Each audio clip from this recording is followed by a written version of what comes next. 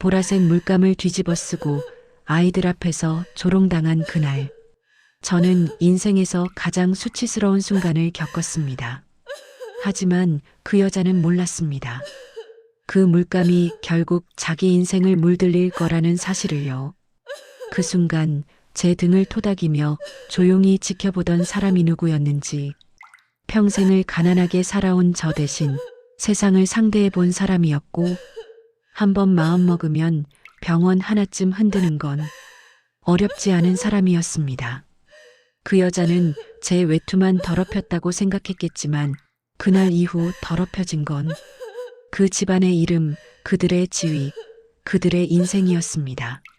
사연 시작 전에 구독과 좋아요를 눌러주시고 지금 어디서 시청하고 계신지 댓글로 남겨주세요.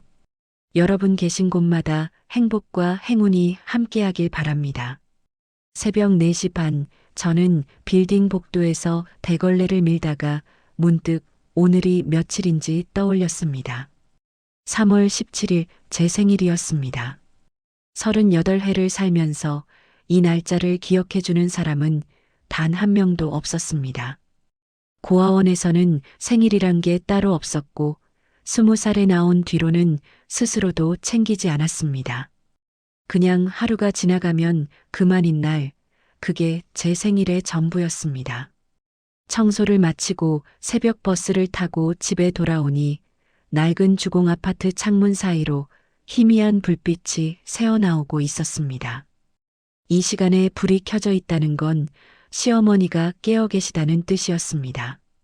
현관문을 열자마자 된장국 냄새가 코끝을 스쳤고 부엌에서 뭔가 부스럭거리는 소리가 들렸습니다. 소라야, 들어왔니? 시어머니 윤정심 어머니의 목소리가 어둑한 복도를 타고 흘러왔습니다. 저는 신발을 벗으며 대답했습니다. 네, 어머니, 이 시간에 왜 안 주무시고 계세요? 부엌으로 들어서는 순간 저는 그 자리에 멈춰 섰습니다. 작은 밥상 위에 된장찌개와 계란말이, 그리고 하얀 생크림이 발린 조각 케이크 하나가 놓여 있었습니다. 케이크 위에는 숫자 초 하나가 꽂혀 있었는데 3이라고 적힌 초였습니다. 팔은 없었지만 어머니는 30대니까 3이면 됐다 하시며 웃으셨습니다. 저는 그 자리에 서서 아무 말도 하지 못했습니다. 눈시울이 뜨거워지는 걸 느꼈지만 울면 안 될 것 같았습니다. 앉아, 국 식기 전에 먼저 먹어. 어머니는 제 어깨를 툭 치시며 자리에 앉으라고 하셨습니다. 저는 앞치마도 벗지 못한 채 밥상 앞에 쭈뼛쭈뼛 앉았습니다. 생일상이라는 걸 받아본 게 태어나서 처음이었습니다. 초는 하나뿐이었지만 어머니는 케이크보다 제 얼굴을 더 환하게 바라보고 계셨습니다. 소원 빌어, 마음속으로. 저는 눈을 감았지만 소원이 떠오르지 않았습니다. 이미 지금 이 순간이 소원 같았기 때문입니다. 작은 불꽃이 흔들리는 사이 어머니가 조용히 말씀하셨습니다. 소라야, 나는 내가 우리 집에 온 게 참 다행이다. 그 한마디에 참았던 눈물이 볼을 타고 흘러내렸습니다. 저는 고개를 숙인 채 후후 불어 초를 껐고 어머니는 아무 말 없이 제 등을 쓸어주셨습니다. 된장찌개를 떠먹는데 목이 메어서 잘 넘어가지 않았습니다. 이 집에 시집온 지 12년 저는 늘 미안했습니다.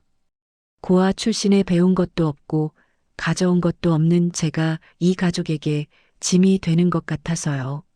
하지만 어머니는 단 한 번도 그런 티를 내신 적이 없었습니다. 오히려 제가 새벽 청소를 나갈 때마다 현관까지 나와 오늘도 조심해서 다녀와라고 말씀해 주셨습니다.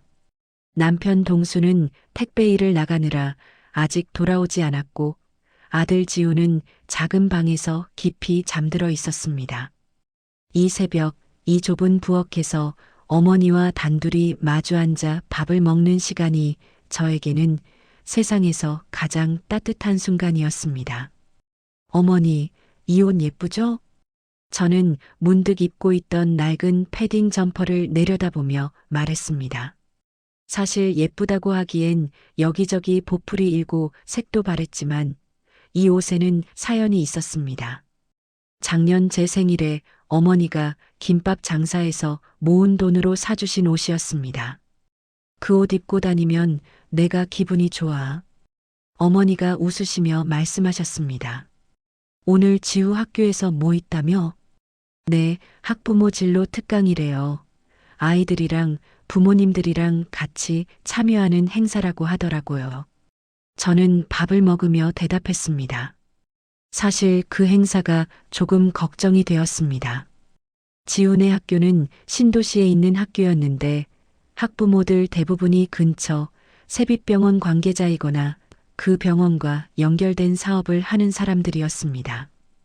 외제차를 타고 명품 가방을 든 엄마들 사이에서 저는 늘 주눅이 들었습니다. 하지만 지우가 엄마 오라고 했을 때의 그 눈빛을 생각하면 안 갈 수가 없었습니다. 잘 다녀와. 우리 지후 엄마 얼마나 예쁜데. 어머니가 제 손을 꼭 잡으시며 말씀하셨습니다. 그 손은 김밥을 수천 줄 말아온 손이었고 새벽마다 국을 끓여온 손이었습니다. 저는 그 손을 보며 생각했습니다. 우리 집은 가난하지만 이 손만큼은 어떤 부잣집 손보다 따뜻하다고요. 창밖으로 날이 밝아오고 있었습니다. 오늘 하루도 무사히 지나가기를 저는 조용히 바랐습니다. 아침 7시 지우가 눈을 비비며 부엌으로 나왔습니다. 엄마, 오늘 학교 같이 가는 거 맞죠? 저는 고개를 끄덕이며 지우의 머리카락을 쓸어 넘겨주었습니다. 10살짜리 아들의 눈이 반짝반짝 빛나고 있었습니다. 진로 특강날 부모님이 함께 오는 게 그렇게 자랑스러운 모양이었습니다. 엄마가 우리 반에서 제일 예쁠 거야. 지우가 진지한 얼굴로 말했고 저는 웃음이 나오면서도 마음 한구석이 쓸쓸해졌습니다. 이 아이는 엄마가 새벽마다 빌딩 청소를 하고 낮에는 편의점 알바를 한다는 걸 알고 있었습니다. 그런데도 엄마가 제일 예쁘다고 말해주는 이 아이가 고마우면서도 미안했습니다. 시어머니가 지우 도시락을 싸시며 말씀하셨습니다. 지우야, 할머니가 김밥 특별히 맛있게 쌌다. 친구들이랑 나눠 먹어. 네, 할머니 감사합니다. 지우는 도시락을 받아들고 환하게 웃었습니다. 남편 동수는 새벽 배송을 마치고 잠깐 들어와 씻고 있었습니다. 택배 일을 시작한 지 3년째. 그는 매일 새벽 4시에 나가서 오전 10시쯤 돌아왔습니다. 오후에는 다시 저녁 배송을 나가야 했기에 우리 가족이 함께 밥을 먹을 수 있는 시간은 거의 없었습니다. 오늘 학교 잘 다녀와. 지우 잘 부탁해. 동수가 피곤한 얼굴로 저에게 말했습니다. 저는 고개를 끄덕였지만 사실 불안한 마음이 컸습니다. 지훈의 학교 학부모들 사이에서 저는 늘 이방인 같은 존재였기 때문입니다. 지우를 학교에 데려다주고 돌아오는 길에 시어머니와 함께 걸었습니다.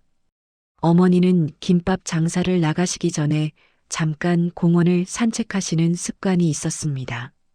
어머니, 저 오늘 좀 걱정이 돼요. 저는 솔직하게 말씀드렸습니다. 뭐가? 그 학교 엄마들이요. 다들 너무 잘 사시잖아요. 저만 혼자 동떨어진 것 같아서요. 어머니는 잠시 걸음을 멈추시더니 저를 바라보셨습니다. 소라야, 내가 옛날에 일하면서 별의별 사람을 다 봤는데 말이다. 어머니의 목소리가 차분하게 이어졌습니다.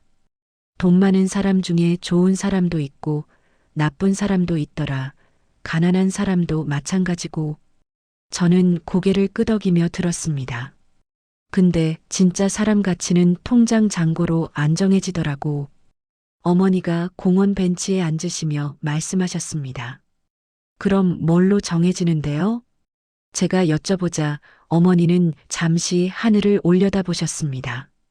힘없을 때, 아무것도 없을 때, 그래도 곁에 남아주는 사람이 몇 명인가, 그걸로 정해지는 거야. 그 말씀이 가슴 깊이 와닿았습니다. 저는 고아원에서 자라면서 늘 혼자였습니다. 아플 때 곁에 있어주는 사람, 힘들 때 손잡아주는 사람, 그런 존재가 없었습니다. 그런데 이 집에 시집 와서 처음으로 그런 사람들을 만났습니다. 시어머니, 남편, 그리고 아들까지. 어머니, 저는 어머니 며느리 된 게 정말 다행이에요. 저는 갑자기 눈물이 날 것 같아서 고개를 숙였습니다. 야, 울긴 왜 울어? 아침부터. 어머니가 제 등을 토닥이시며 웃으셨습니다. 나도 내가 와서 좋아. 우리 동수가 복이 많은 거야. 우리는 잠시 벤치에 나란히 앉아 아침 햇살을 받았습니다. 공원에는 조깅하는 사람들, 산책하는 노부부들이 지나가고 있었습니다. 소라야, 오늘 학교 가서 주눅 들지 마. 어머니가 단호하게 말씀하셨습니다. 내가 뭘 못 가진 게 아니야. 그 사람들이 못 본 거야. 내 안에 있는 걸. 저는 어머니의 말씀을 가슴에 새겼습니다. 그래요. 저는 가진 건 없지만 부끄러울 건 없습니다. 새벽마다 성실하게 일하고 아이를 사랑으로 키우고 가족을 위해 최선을 다하고 있으니까요. 자, 이제 가자. 나 김밥 재료 사러 가야 해. 어머니가 일어나시며 말씀하셨습니다. 저는 어머니를 시장까지 모셔다 드리고 집으로 돌아왔습니다. 오후 2시에 학교에 가야 했기에 잠깐 눈을 붙일 시간이 있었습니다. 침대에 누우니 어머니의 말씀이 자꾸 떠올랐습니다. 사람 가치는 통장 잔고로 안정해진다. 힘없을 때 곁에 남아주는 사람 수로 정해진다. 저는 그 말을 되새기며 눈을 감았습니다. 어머니는 늘 돈 걱정을 하시면서도 정작 사람 얘기를 할 때는 눈이 더 반짝이셨습니다. 그게 어머니의 진짜 모습이라는 걸 저는 알고 있었습니다. 창밖으로 햇살이 쏟아져 들어왔고 저는 잠깐의 평화 속에서 잠이 들었습니다. 몇 시간 뒤에 어떤 일이 기다리고 있는지 그때의 저는 전혀 알지 못했습니다. 오후 1시 반 저는 거울 앞에서 한참을 서 있었습니다. 옷장을 열어봐도 마땅히 입을 옷이 없었습니다. 결국 어머니가 사주신 그 낡은 패딩을 다시 꺼내 입었습니다. 아내는 편의점 유니폼 위에 걸치던 얇은 니트를 받쳐 입었는데 그게 제가 가진 옷 중에서 가장 깔끔한 차림이었습니다. 버스를 타고 신도시 방향으로 가는 동안 창밖 풍경이 점점 달라졌습니다. 우리 동네는 30년 된 주공 아파트가 늘어선 오래된 구역이었습니다. 건물 외벽은 군데군데 페인트가 벗겨져 있었고 상가 간판들도 세월의 흔적을 고스란히 담고 있었습니다. 그런데 버스가 신도시로 넘어가는 순간 세상이 완전히 바뀌었습니다. 유리로 된 고층 아파트들이 하늘을 찌를 듯 솟아 있었고 도로변에는 카페와 브런치 식당들이 줄지어 있었습니다. 같은 도시인데 마치 다른 나라에 온 것 같은 기분이 들었습니다. 지훈의 초등학교는 신도시 한복판에 있었습니다. 이 학교가 이렇게 된 데는 이유가 있었습니다. 세빛의료재단이라는 큰 병원이 이 동네 전체를 사실상 장악하고 있었기 때문입니다. 세빛병원은 이 지역에서 가장 큰 종합병원이었고 재단 이사장은 땅도 많이 갖고 있어서 주변 상가 건물 절반이 그 집안 소유라는 소문이 있었습니다. 학교 운영위원회도 병원 관계자들이 주로 맡고 있었고 학부모회장도 병원 이사장의 딸이 하고 있다고 들었습니다. 학교 정문 앞에 도착하니 이미 외제차들이 줄지어 서 있었습니다. 검은색 벤츠, 흰색 포르쉐, 큼직한 SUV들 사이로 저는 버스에서 내려 걸어갔습니다. 운동화 끈을 다시 묶으며 정문을 들어서는데 제 옆으로 반짝이는 구두를 신은 여자들이 지나갔습니다. 명품 가방을 팔에 걸치고 선글라스를 머리 위에 올린 채 서로 웃으며 이야기를 나누고 있었습니다. 저는 그 틈에서 최대한 눈에 띄지 않으려고 고개를 숙이고 걸었습니다. 학교 로비에 들어서니 안내판이 보였습니다. 학생학부모 진로 특강 오후 2시 시청각실. 저는 안내에 따라 시청각실로 향했습니다. 문을 열고 들어가는 순간 수십 개의 시선이 저를 향하는 것 같았습니다. 물론 아무도 저를 쳐다보지 않았을 겁니다. 하지만 낡은 패딩을 입고 들어서는 저 자신이 너무 초라하게 느껴져서 괜히 움츠러들었습니다. 엄마. 지우가 앞자리에서 손을 흔들었습니다. 저는 얼른 지우 옆자리로 가서 앉았습니다. 엄마 왔다. 기다렸지? 응. 우리 반에서 엄마 제일 늦게 왔어. 지우가 볼멘 소리를 했지만 표정은 밝았습니다. 저는 주변을 둘러보았습니다. 학부모들은 대부분 정장 차림이거나 깔끔한 원피스를 입고 있었습니다. 머리도 단정하게 손질하고 손톱에는 반짝이는 매니큐어가 칠해져 있었습니다. 그들 사이에서 저는 마치 청소를 하러 잠깐 들어온 사람처럼 보였을 겁니다.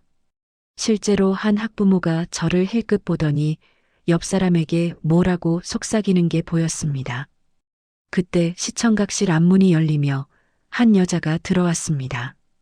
웨이브 머리에 브랜드 로고가 선명한 재킷을 입은 여자였습니다. 그녀가 들어서자 여기저기서 인사가 쏟아졌습니다. 어머, 미선 씨 오셨네요. 오늘도 예쁘시다, 회장님. 저는 그녀가 누군지 바로 알았습니다. 장미선, 세빛병원 이사장의 딸이자 부원장의 아내, 그리고 이 학교 학부모의 운영위원장이었습니다. 그런데 저는 그녀를 예전에 본 적이 있었습니다. 20년도 더 전 제가 고아원에서 나와 처음 일했던 식당에서였습니다. 그때 저는 설거지와 서빙을 했고 그녀는 부유한 집 딸로 친구들과 어울려 자주 왔었습니다. 한 번은 제가 실수로 물을 쏟았을 때 그녀가 저를 향해 야, 너 눈이 없어? 라고 소리쳤던 기억이 났습니다. 물론 그녀는 저를 기억하지 못할 겁니다. 저 같은 사람은 그녀의 기억에 남을 만한 존재가 아니었으니까요. 장미선이 맨 앞줄 가운데 자리에 앉았습니다. 그녀의 아들 우진이도 옆에 앉아 있었는데 지후와 같은 반이라고 했습니다. 진로 특강이 시작되었습니다. 강사는 이 지역 성공한 사업가들을 초청해 이야기를 듣는 형식이었는데 첫 번째 강사가 바로 세빛병원 부원장 정혜성이었습니다. 장미선의 남편이었습니다. 우리 병원은 지역사회에 공헌하는 것을 가장 중요하게 생각합니다. 정혜성이 마이크를 잡고 말했습니다. 아이들에게 꿈을 심어주는 것, 그것이 우리 어른들의 의무입니다. 사람들이 박수를 쳤고 장미선은 자랑스러운 표정으로 남편을 바라보았습니다. 저는 그 모습을 보며 생각했습니다. 저 사람들은 태어날 때부터 다른 세상에서 살아온 사람들이구나. 지우가 제 손을 꼭 잡았습니다. 엄마, 나중에 나도 저런 데서 일할 수 있을까? 저는 대답하지 못하고 지우의 머리만 쓸어주었습니다. 이 아이에게만은 엄마가 느끼는 이 열등감을 물려주고 싶지 않았습니다. 이 아이만은 저처럼 주눅들며 살지 않았으면 좋겠다고 간절히 바랐습니다. 강연이 이어지는 동안 저는 최대한 조용히 앉아 있었습니다. 눈에 띄지 않는 것, 그게 저의 유일한 목표였습니다. 하지만 그날 저는 그 목표를 지키지 못하게 됩니다. 강연이 끝나고 잠깐 쉬는 시간이 주어졌습니다. 다음 순서는 아이들이 준비한 과학 실험 발표라고 했습니다. 학부모들이 삼삼오오 모여 이야기를 나누는 동안 저는 구석에 서서 지우가 발표 준비하는 모습을 지켜보았습니다. 이소라 씨 맞으시죠? 갑자기 뒤에서 목소리가 들렸습니다. 돌아보니 장미선이 서 있었습니다. 그녀는 저를 위아래로 훑어보더니 미소를 지었습니다. 저희 병원 청소 용역 직원분 아니세요? 얼굴이 낯이 익어서요. 심장이 철렁 내려앉았습니다.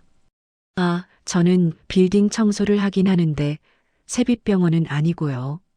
저는 최대한 담담하게 대답했습니다. 아, 그래요? 장미선이 고개를 갸웃거렸습니다.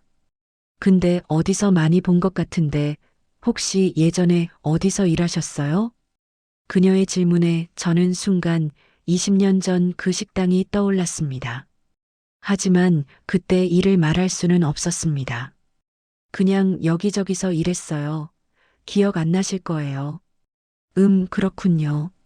장미선은 더 이상 묻지 않았지만 그녀의 눈빛은 저를 완전히 파악했다는 듯이 보였습니다.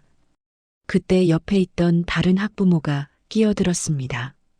미선 씨, 이분이 한지후 어머니래요. 우리 반이에요. 아, 지후 어머니시구나. 장미선이 다시 저를 바라보았습니다. 지우가 참 착하더라고요. 근데 좀 소심한 것 같아서 걱정이에요. 우리 우진이가 자꾸 챙겨주려고 하는데 지우가 피하더라고요. 그 말투에는 묘한 우월감이 묻어 있었습니다. 저는 아무 대답도 하지 못하고 그냥 고개만 끄덕였습니다. 잠시 후 과학 실험 발표 시간이 되었습니다. 아이들이 조별로 나와서 간단한 실험을 보여주는 시간이었습니다. 지훈의 조는 색깔이 변하는 용액 실험을 준비했다고 했습니다. 안전한 식용 염료를 섞어서 색이 바뀌는 걸 보여주는 것이었습니다. 저는 지우가 발표하는 모습을 보려고 앞쪽으로 자리를 옮겼습니다. 그런데 하필 제 자리가 장미선 바로 뒤였습니다. 지훈의 조차례가 되었습니다. 아이들이 앞으로 나와서 실험 도구를 세팅했습니다. 지우가 비커를 들고 설명을 시작했습니다. 이 용액에 다른 용액을 넣으면 색깔이 파란색에서 보라색으로 변합니다. 저는 긴장된 마음으로 지우를 지켜보았습니다.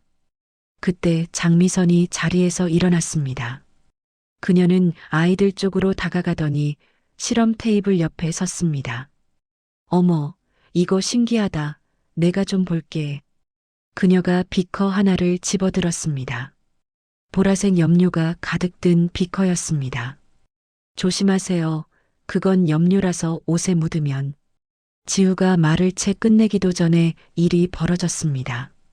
장미선의 손에서 비커가 미끄러졌습니다. 아니, 미끄러진 것처럼 보였습니다. 보라색 염료가 공중에 퍼지며 제 머리 위로 쏟아졌습니다. 차가운 액체가 머리카락을 타고 흘러내렸고 얼굴과 목 그리고 패딩 전체가 보라색으로 물들었습니다. 시청각실이 순간 조용해졌습니다. 어머, 미안해요. 손이 미끄러졌네. 장미선이 입을 막으며 말했습니다. 하지만 그녀의 눈은 웃고 있었습니다. 저는 그 자리에 얼어붙은 채 서 있었습니다. 보라색 액체가 눈 위로 흘러내려 앞이 잘 보이지 않았습니다. 어머, 냄새도 나네. 누군가가 코를 막으며 말했습니다. 창문 좀 열어요. 다른 학부모가 말했고 사람들이 저에게서 한 발짝씩 물러났습니다. 그 순간 저는 지우의 얼굴을 보았습니다. 아이의 눈에 눈물이 그렁그렁 맺혀 있었습니다. 엄마. 지우가 떨리는 목소리로 저를 불렀습니다. 저는 아무 말도 할 수 없었습니다. 이거 옷 버리셔야겠다. 염료가 잘 안 빠질 텐데. 장미선이 걱정하는 척 말했습니다. 근데 이 옷이 그렇게 비싼 건 아닌 것 같으니까 괜찮으시죠? 그 말에 주변에서 킥킥거리는 소리가 들렸습니다. 저는 고개를 숙인 채 시청각실을 빠져나왔습니다. 복도로 나오는데 뒤에서 스마트폰 셔터 소리가 들렸습니다. 누군가 제 뒷모습을 찍고 있었습니다. 화장실로 들어가 거울을 보니 제 모습은 처참했습니다. 머리카락이 보라색으로 물들어 있었고 얼굴에도 염료가 튀어 있었습니다. 어머니가 사주신 패딩은 완전히 망가졌습니다. 저는 세면대에 물을 틀고 얼굴을 씻기 시작했습니다. 그런데 아무리 씻어도 보라색이 빠지지 않았습니다. 문지르면 문지를수록 피부가 빨개질 뿐이었습니다. 그때 화장실 문이 열리며 지우가 뛰어들어왔습니다. 엄마, 괜찮아? 아이가 울먹이며 물었습니다. 저는 지우를 안아주려다가 멈췄습니다. 제 몸에 묻은 염료가 아이 옷에 묻을까 봐서였습니다. 괜찮아, 엄마 괜찮아. 저는 억지로 웃으며 말했습니다. 하지만 눈물이 흘러내리는 걸 막을 수가 없었습니다. 그날 내 머리 위로 쏟아진 건 염료가 아니었습니다. 10살짜리 내 아이의 자존심이었습니다.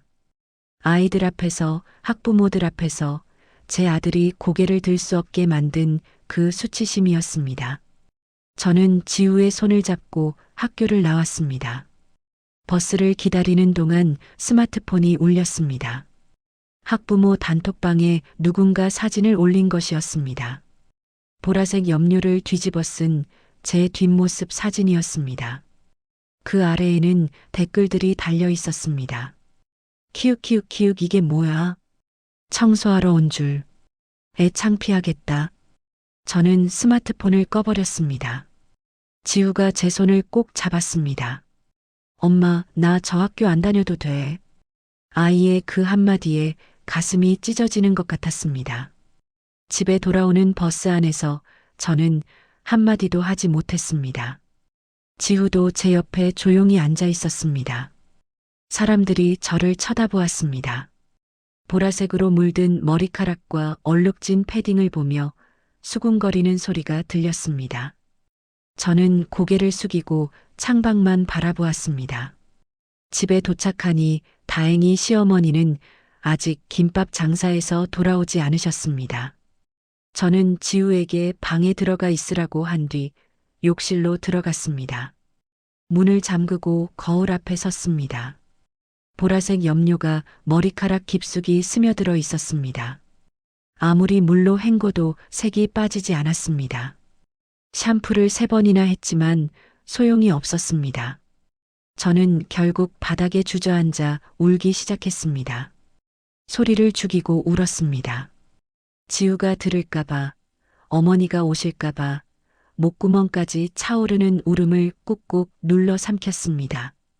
패딩을 벗어서 세면대에 담그고 비벼보았습니다. 어머니가 작년 생일에 사주신 옷이었습니다. 김밥 수백 줄을 말아서 모은 돈으로 사주신 옷이었습니다.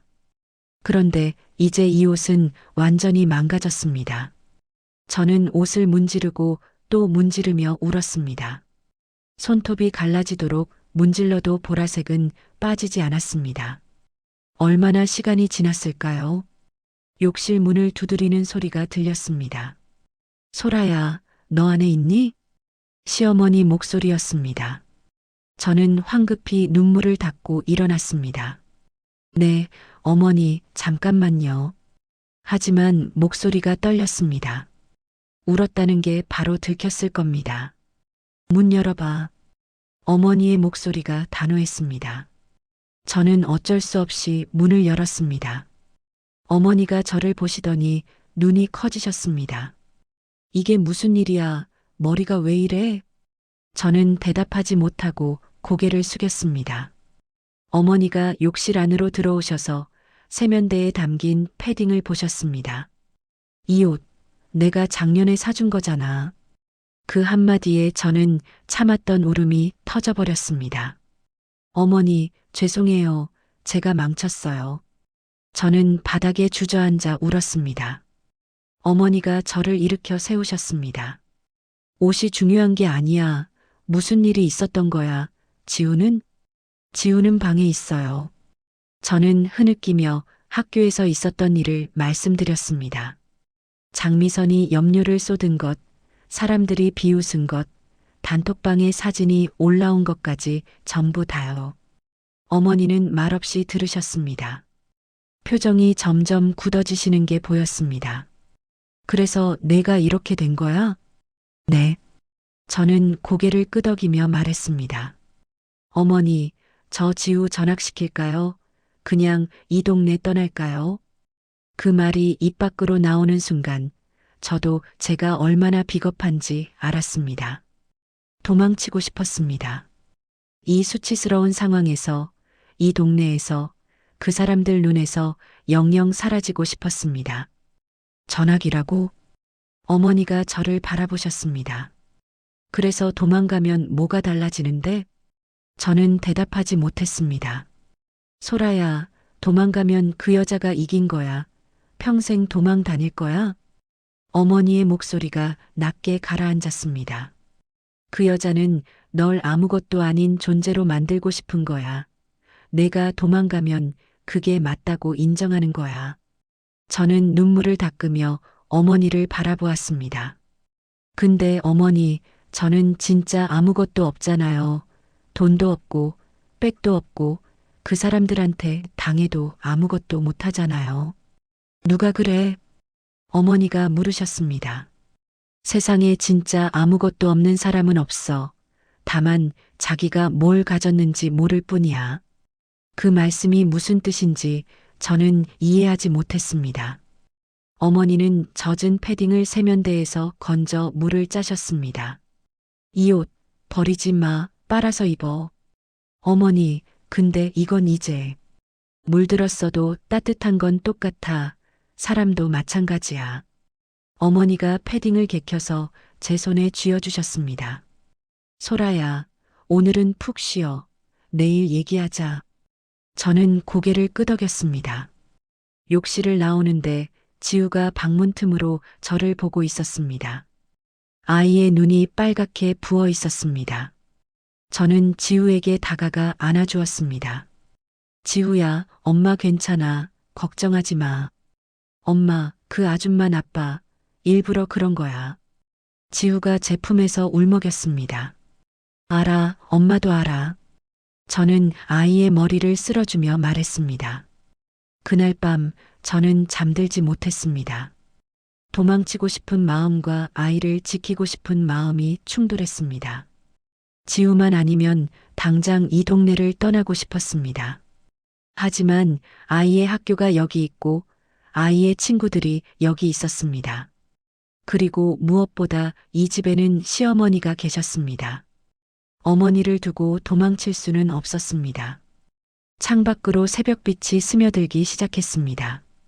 저는 결국 한숨도 못 자고 아침을 맞았습니다. 어머니의 말씀이 자꾸 머릿속에 맴돌았습니다. 도망가면 그 여자가 이긴 거야. 자기가 뭘 가졌는지 모를 뿐이야. 저는 아직 그 말의 의미를 몰랐습니다. 하지만 며칠 뒤 저는 그 말씀의 진짜 뜻을 알게 됩니다. 염료 사건이 있은 지 닷새가 지났습니다. 저는 보라색으로 물든 머리카락을 검은색으로 염색했고 패딩은 어머니 말씀대로 빨아서 다시 입었습니다. 얼룩이 완전히 지워지진 않았지만 어머니는 훈장이라고 생각해라고 하셨습니다. 지우는 학교에 가기 싫다고 했지만 저는 아이를 달래서 보냈습니다. 도망치면 안 된다고 아무 일 없었던 것처럼 당당하게 다니라고요. 하지만 그게 얼마나 어리석은 판단이었는지 저는 곧 알게 되었습니다. 그날 오후 3시쯤 학교에서 전화가 왔습니다. 한지후 어머니시죠? 지금 바로 학교로 와주셔야 할 것 같습니다. 담임 선생님의 목소리가 심상치 않았습니다. 저는 편의점 알바 중이었지만 사정을 말하고 급하게 학교로 갔습니다. 교무실에 도착하니 지우가 의자에 앉아 울고 있었습니다. 담임 선생님과 교감 선생님, 그리고 장미선이 함께 있었습니다. 무슨 일이에요? 저는 지우에게 달려가 물었습니다. 엄마, 나 안 그랬어. 진짜 안 그랬어. 지우가 제 품에 안겨 흐느꼈습니다. 담임 선생님이 설명을 시작했습니다. 오늘 학교 공용 태블릿이 한 대 없어졌습니다. 태블릿이요? 네, 그런데 그 태블릿이 지우 책가방에서 발견되었습니다. 저는 순간 귀를 의심했습니다. 그게 무슨 말씀이세요? 지우가 가져갔다는 거예요? 현재로서는 그렇게 보입니다. 교감 선생님이 말씀하셨습니다. 잠깐만요. 우리 지우가 그럴 아이가 아니에요. 저는 지우를 감싸며 말했습니다. 그때 장미선이 끼어들었습니다. 저도 믿고 싶어요. 근데 사실이 그러니까 어쩌겠어요.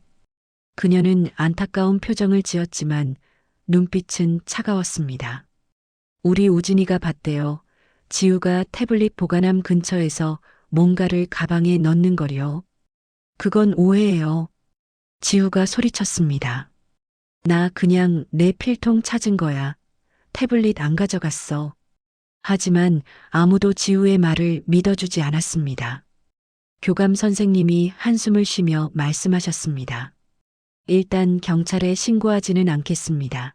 하지만 이 일이 학부모들 사이에 퍼지면 곤란해질 수 있습니다. 저는 그 말의 의미를 알았습니다. 소문이 퍼지면 지우는 도둑으로 낙인 찍힌다는 뜻이었습니다. 선생님, 제발 믿어주세요. 우리 지우가 그런 짓을 할 아이가 아니에요. 저는 고개를 숙여 부탁했습니다. 하지만 장미선이 다시 입을 열었습니다. 아이가 그런 짓을 했는데 부모가 모를 수도 있죠. 역시 피는 못 속이나 봐요. 그 한마디에 저는 심장이 멎는 것 같았습니다. 그녀는 알고 있었습니다. 제가 고아원 출신이라는 것을요.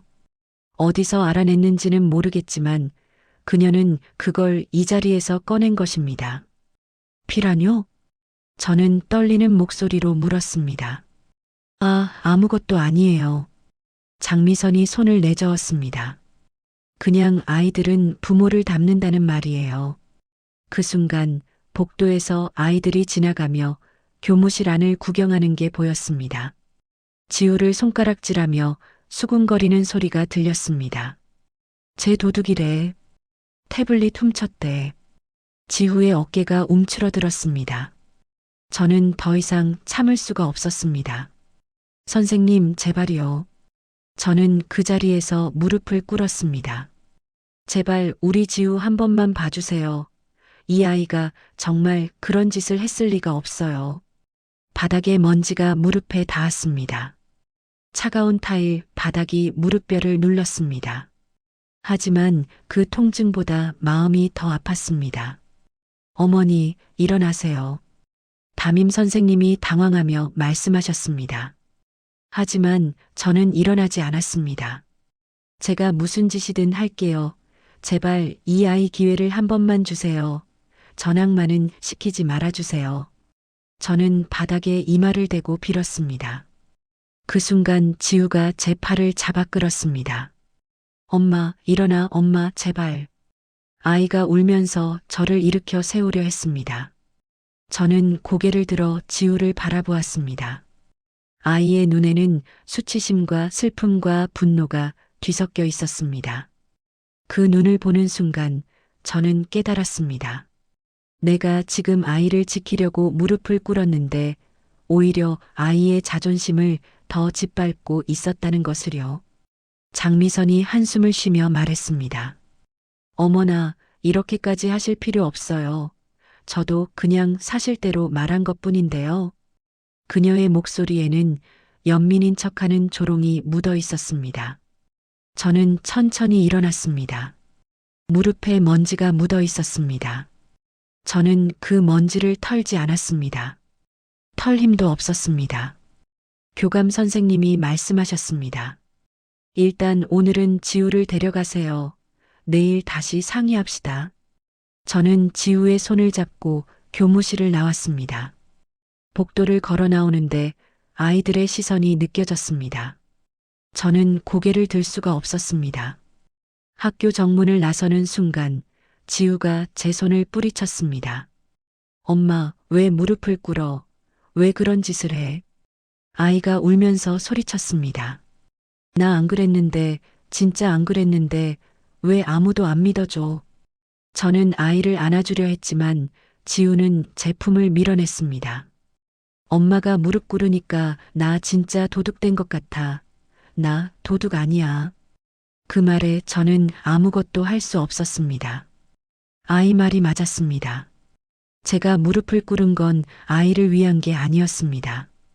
그냥 저의 무력감을 표현한 것뿐이었습니다. 저는 지우와 함께 버스 정류장에 앉았습니다. 아무 말 없이 한참을 앉아 있었습니다. 바닥에 먼지가 이마에 달라붙었던 느낌이 아직도 남아 있었습니다. 하지만 떼어낼 수가 없었습니다. 그 먼지보다 내 자존심이 더 더럽게 느껴졌으니까요. 저는 하늘을 올려다보았습니다. 어디서부터 잘못된 걸까? 어떻게 해야 이 상황을 바꿀 수 있을까? 아무런 답이 보이지 않았습니다. 버스 정류장에서 한참을 앉아 있다가 집으로 돌아왔습니다. 현관문을 여는 순간 시어머니가 거실에 앉아 계신 게 보였습니다. 김밥 장사가 끝난 시간이 아니었는데 어머니는 이미 집에 와 계셨습니다. 어머니, 왜 벌써 오셨어요? 저는 놀라서 여쭤보았습니다. 학교에서 전화 왔더라. 내가 비상연락처로 등록되어 있으니까. 어머니가 담담하게 말씀하셨습니다. 저는 그 자리에 서서 아무 말도 못했습니다. 지우가 제 뒤에서 고개를 숙이고 서 있었습니다. 지우야, 방에 가서 쉬어라. 할머니가 나중에 맛있는 거 해줄게. 어머니가 지우에게 말씀하셨습니다. 지우는 고개를 끄덕이고 방으로 들어갔습니다. 어머니와 둘이 남자, 저는 다시 눈물이 났습니다. 어머니, 죄송해요. 제가 다 망쳤어요. 뭘 망쳤어? 어머니가 물으셨습니다. 지우가 도둑 누명을 썼어요. 그 여자가 꾸민 거예요. 분명히 그래요. 저는 떨리는 목소리로 말씀드렸습니다. 어머니는 한참 동안 아무 말 없이 저를 바라보셨습니다. 그리고 천천히 입을 여셨습니다. 소라야, 내가 오늘 학교에 갔다 왔다. 네. 저는 놀라서 어머니를 바라보았습니다. 내가 교무실에서 무릎 꿇고 있을 때 내가 뒤에서 다 보고 있었어. 어머니의 눈빛이 깊어졌습니다. 근데 왜 아무 말씀 안 하시고 내가 먼저 일어나길 기다렸지. 어머니가 말씀하셨습니다. 무릎 꿇은 건 내 선택이었으니까 일어나는 것도 내 선택이어야지. 저는 그 말씀에 가슴이 뜨거워졌습니다. 어머니는 제가 스스로 일어나길 기다려주신 것이었습니다. 근데 어머니, 그 자리에서 가만히 보고만 계셨어요? 아니. 어머니가 고개를 저으셨습니다. 내가 지우 데리고 나간 다음에 내가 그 여자한테 말 좀 했다. 저는 긴장하며 어머니를 바라보았습니다. 뭐라고 하셨는데요? 어머니는 잠시 창밖을 바라보시다가 말씀하셨습니다. 장미선이라고 했지? 그 여자가 나한테 어머니세요? 손자가 그런 짓을 했는데 속상하시겠어요? 라고 하더라. 저는 주먹을 꽉 쥐었습니다. 그래서 내가 말했지. 우리 손자는 훔칠 게 없어도 빌려달라고 말할 줄 아는 애다. 그런데 당신 아들은 어떤가? 하고 어머니의 목소리가 단단했습니다. 그랬더니 그 여자가 웃으면서 어머니, 너무 흥분하지 마세요. 증거가 있으니까 이렇게 된 거예요. 라고 하더라고. 그래서요? 그래서 내가 말했어. 어머니가 저를 똑바로 바라보셨습니다. 증거라, 그래, 증거가 중요하지. 근데 당신네 병원도 증거 잘 정리해두라. 곧 바빠질 테니까 하고. 저는 그 말의 의미를 바로 이해하지 못했습니다. 병원이요? 그게 무슨 말씀이세요? 그 여자, 세빛병원 부원장 아내지? 어머니가 물으셨습니다. 네, 병원 이사장 딸이기도 하고요. 그래, 알아. 어머니가 고개를 끄덕이셨습니다. 내가 왜 아는지는 나중에 말해줄게. 지금은 그냥 믿어라. 저는 어머니의 얼굴을 자세히 들여다보았습니다.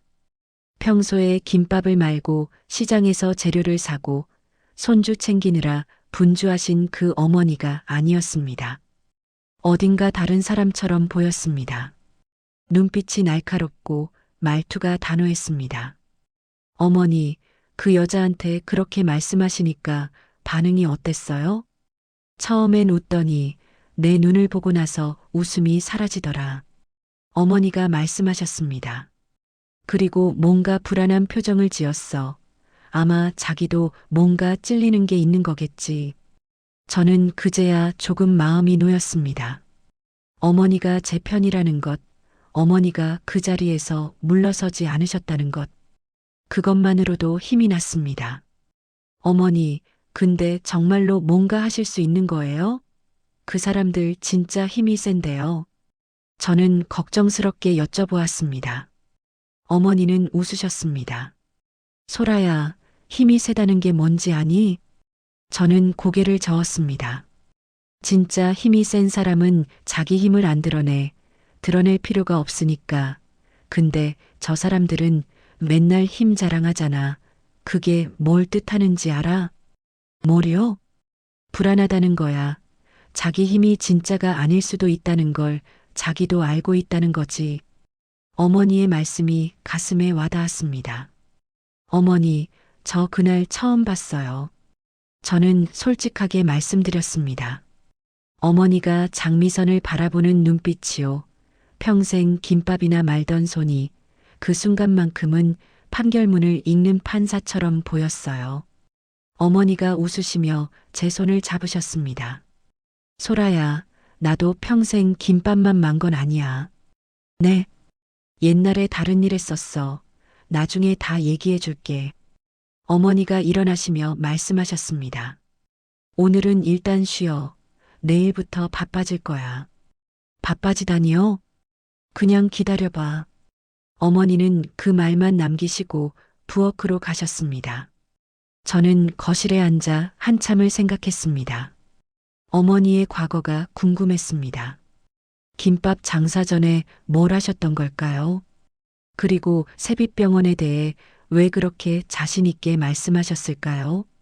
저는 아직 아무것도 몰랐습니다. 하지만 한 가지는 확실했습니다. 내 편이 있다는 것. 어머니가 나를, 지우를 지켜주실 거라는 것.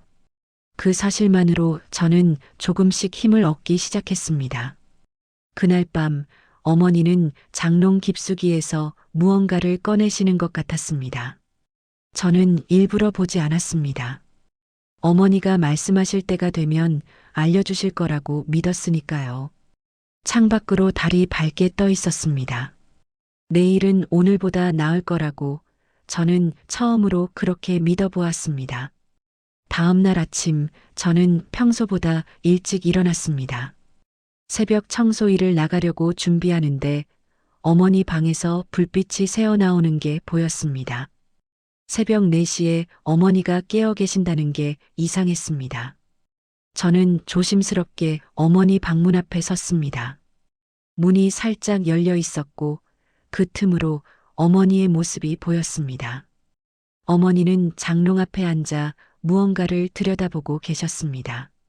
낡은 종이 상자였습니다. 상자 안에서 서류 뭉치와 오래된 사진들, 그리고 뭔가 반짝이는 것이 보였습니다. 저는 숨을 죽이고 지켜보았습니다. 어머니가 상자에서 꺼낸 것은 플라스틱 케이스에 든 카드 같은 것이었습니다. 출입증처럼 보였습니다. 어머니는 그것을 한참 동안 바라보시다가 서류 뭉치를 꺼내셨습니다. 노란색으로 바랜 서류들이었습니다. 저는 더 이상 엿보면 안 될 것 같아서 발걸음을 돌렸습니다. 하지만 마루가 삐걱거리는 바람에 어머니가 고개를 돌리셨습니다. 소라야, 일어났니? 저는 어쩔 수 없이 문을 열고 들어갔습니다. 네, 어머니, 청소 나가려고요. 근데 이 시간에 왜 안 주무시고 계세요?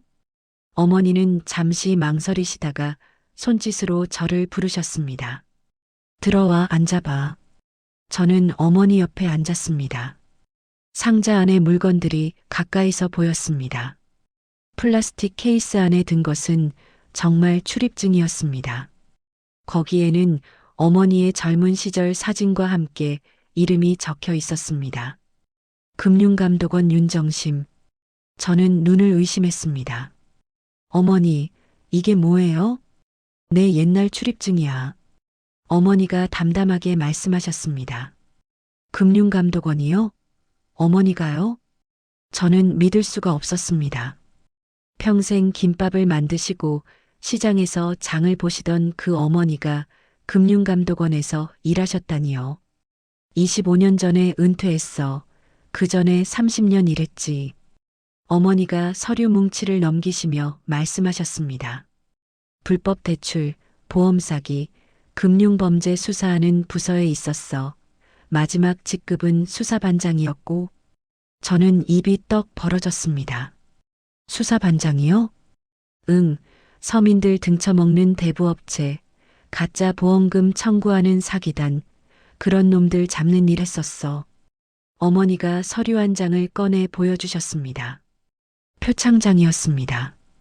경찰청장 표창, 금융위원장 표창이라고 적혀 있었고 윤정심이라는 이름이 선명하게 박혀 있었습니다. 어머니, 이걸 왜 한 번도 말씀 안 하셨어요? 저는 떨리는 목소리로 여쭤보았습니다. 말해서 뭐해, 다 지난 일인데. 어머니가 웃으시며 말씀하셨습니다. 그리고 은퇴하고 나서는 그냥 조용히 살고 싶었어. 그 일하면서 원수도 많이 졌거든. 원수요? 내가 잡아넣은 사람들 중에 돈 많고 힘센 사람들도 있었어. 그 사람들한테 협박도 받고 가족 위협도 받고 그래서 은퇴하고 나서는 아무도 모르게 살았지. 어머니의 목소리가 담담했지만 그 속에는 오래된 상처가 느껴졌습니다. 그럼 아버지도 이거 아셨어요? 저는 돌아가신 시아버지를 떠올리며 물었습니다. 응, 그 사람은 알았지. 처음 만났을 때부터 알았어. 그래도 나랑 살겠다고 했고, 어머니가 상자 안에서 오래된 사진 한 장을 꺼내셨습니다. 젊은 시절의 어머니와 시아버지가 함께 찍은 사진이었습니다. 어머니는 정장을 입고 계셨고, 시아버지는 작업복 차림이셨습니다. 내 시아버지는 평생 공장에서 일했어. 나보다 학력도 낮고 돈도 없었지. 근데 그 사람이 제일 좋았어. 왜요? 내 직업이 뭔지 알면서도 한 번도 주눅든 적이 없었거든. 당당했어. 자기가 뭘 하든 부끄러울 게 없다고 생각하는 사람이었어.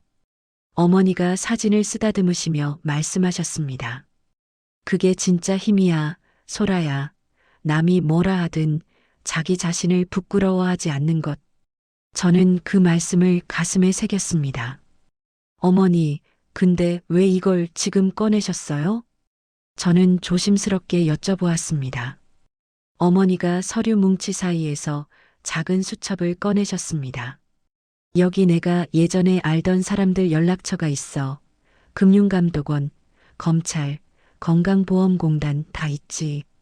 그걸로 뭘 하시려고요? 세빛병원 말이야. 어머니가 저를 바라보셨습니다. 그 병원 예전부터 좀 이상하다고 생각했어. 이상하다니요? 내가 김밥 장사하면서 병원 앞에서도 팔았잖아. 그때 병원 직원들이 하는 얘기를 많이 들었어.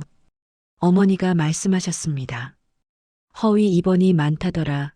멀쩡한 사람 입원시켜서 보험금 타먹는다고.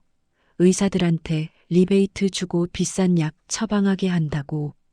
저는 긴장하며 들었습니다. 그때는 그냥 듣기만 했어. 내가 나설 일이 아니니까. 근데 이제는 다르지. 어머니의 눈빛이 날카로워졌습니다. 그 여자가 내 손자한테 손을 댔어. 내 며느리를 무릎 꿇게 만들었어. 이건 그냥 넘어갈 수가 없어. 저는 어머니의 그 모습을 보며 놀라움과 존경, 그리고 약간의 두려움을 느꼈습니다. 어머니 방 서랍에서 나온 건 오래된 앞치마가 아니었습니다. 남의 삶을 뒤집어 놓았을지도 모를 서류 뭉치였습니다. 어머니, 근데 위험하지 않아요? 그 사람들 정말 힘이 센데요. 저는 걱정이 되어 여쭤보았습니다. 위험하지. 근데 가만히 있으면 더 위험해. 어머니가 단호하게 말씀하셨습니다. 저 사람들은 한번 먹잇감으로 찍으면 끝까지 물고 늘어져. 우리가 도망가면 쫓아오고 참으면 더 괴롭혀. 그럼 어떻게 해야 하겠어? 저는 대답하지 못했습니다. 먼저 치는 거야. 저쪽이 정신 못 차릴 정도로. 어머니가 수첩을 펼치시며 말씀하셨습니다. 오늘 전화 몇 통 할 거야. 옛날 후배들한테. 저는 어머니를 말릴 수가 없었습니다. 아니, 말리고 싶지 않았습니다. 솔직히 말하면 저도 복수하고 싶었습니다. 제 머리 위에 염료를 쏟은 그 여자, 제 아들에게 도둑 누명을 씌운 그 여자에게 똑같이 당하게 해주고 싶었습니다. 어머니, 저도 도울 수 있는 거 있으면 말씀해 주세요. 저는 진심으로 말씀드렸습니다. 어머니가 제 손을 잡으시며 말씀하셨습니다. 넌 지우 잘 지키고 평소처럼 생활해. 내가 알아서 할게. 저는 고개를 끄덕였습니다. 그날 아침 저는 청소 일을 나가면서 뒤를 돌아보았습니다. 어머니가 창가에 앉아 전화기를 들고 계셨습니다. 누군가에게 전화를 거시는 것 같았습니다. 저는 마음이 복잡했습니다. 한편으로는 든든했고 한편으로는 무서웠습니다. 이제부터 어떤 일이 벌어질지 아무도 모르는 것이니까요. 하지만 한 가지는 확실했습니다. 더 이상 당하고만 있지는 않을 거라는 것. 이제 우리 차례라는 것. 저는 새벽 거리를 걸으며 처음으로 가슴이 뜨거워지는 걸 느꼈습니다. 어머니가 전화를 거신 그날부터 뭔가가 움직이기 시작했습니다. 저는 그 과정을 직접 보지는 못했지만 어머니의 표정과 행동에서 느낄 수 있었습니다. 어머니는 낮에는 여전히 김밥 장사를 나가셨지만 밤에는 서재처럼 꾸며놓은 작은 방에서 서류를 정리하셨습니다. 가끔 전화 통화를 하시는 것도 들렸습니다. 그래, 내가 보내준 자료 잘 받았어. 건보공단 쪽은 어떻게 되고 있어? 응, 고마워. 검찰 쪽 연락처도 부탁해. 저는 일부러 듣지 않으려 했지만 어머니가 무언가를 준비하고 계신다는 건 알 수 있었습니다. 그로부터 일주일 후 어머니가 저를 불러 앉히셨습니다. 소라야, 오늘 사람 한 명 만날 거야. 너도 같이 가자. 누구요? 오나경이라는 사람이야. 세빛병원 원무팀장이지. 저는 긴장했습니다. 세빛병원 직원을 만난다니 혹시 위험한 건 아닐까 걱정이 되었습니다. 그 사람이 왜 우리를 만나려고 해요? 그 사람 20년 전에 내가 도와준 사람이야. 어머니가 말씀하셨습니다. 그때 그 사람 아버지가 대부업체한테 사기당해서 집이 넘어갈 뻔했어. 내가 그 업체 수사해서 잡아넣었지.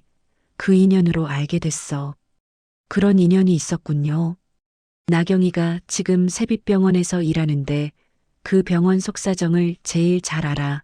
원무팀이 돈 관련된 서류 다 만지거든. 어머니의 설명을 들으니 상황이 이해가 되었습니다. 우리는 시내에 있는 조용한 카페에서 오나경 씨를 만났습니다. 40대 초반의 단정한 인상의 여자였습니다. 그녀는 우리를 보자마자 어머니에게 고개를 숙였습니다. 어머니, 오랜만이에요. 그동안 안부도 못 드려서 죄송해요. 됐어. 인사는 나중에 하고 일단 앉아. 어머니가 손짓으로 자리를 가리키셨습니다. 오나경 씨가 저를 보며 물었습니다. 이분이 며느리분이시죠? 응, 우리 소라야. 어머니가 저를 소개해 주셨습니다. 저는 어색하게 인사를 했습니다. 오나경 씨가 테이블 위에 서류 봉투 하나를 올려놓았습니다. 어머니가 전화하셔서 세빛병원 자료 좀 달라고 하셨을 때 솔직히 무서웠어요. 그녀가 말했습니다. 그 병원이 어떤 곳인지 저도 알거든요. 거기서 7년째 일하면서 눈 감고 있었어요. 왜 눈 감고 있었어?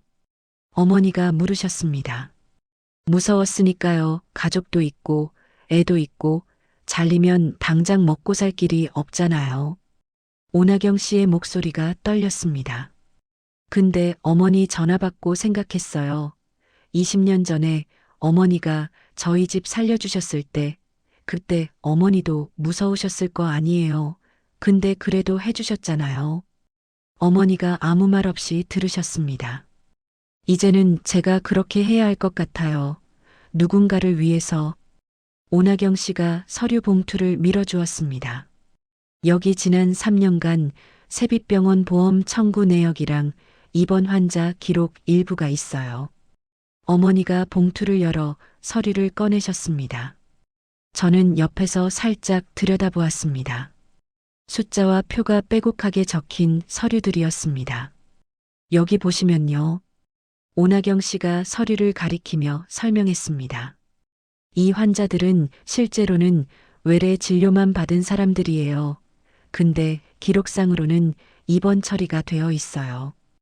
허위 입원이네. 어머니가 말씀하셨습니다. 네, 이렇게 해서 건강보험공단한테 입원비를 청구하는 거예요. 1년에 수십억씩 빼먹고 있어요. 리베이트는? 이쪽 봐주세요. 오나경 씨가 다른 서류를 펼쳤습니다. 이건 제약회사랑 의료기기 회사한테서 받은 돈 내역이에요. 공식 장부에는 안 나와요. 따로 관리하는 거예요. 저는 그 서류들을 보며 소름이 돋았습니다. 그 병원이 이렇게까지 부정한 곳이었다니요. 이거 다 증거로 쓸 수 있어? 어머니가 물으셨습니다.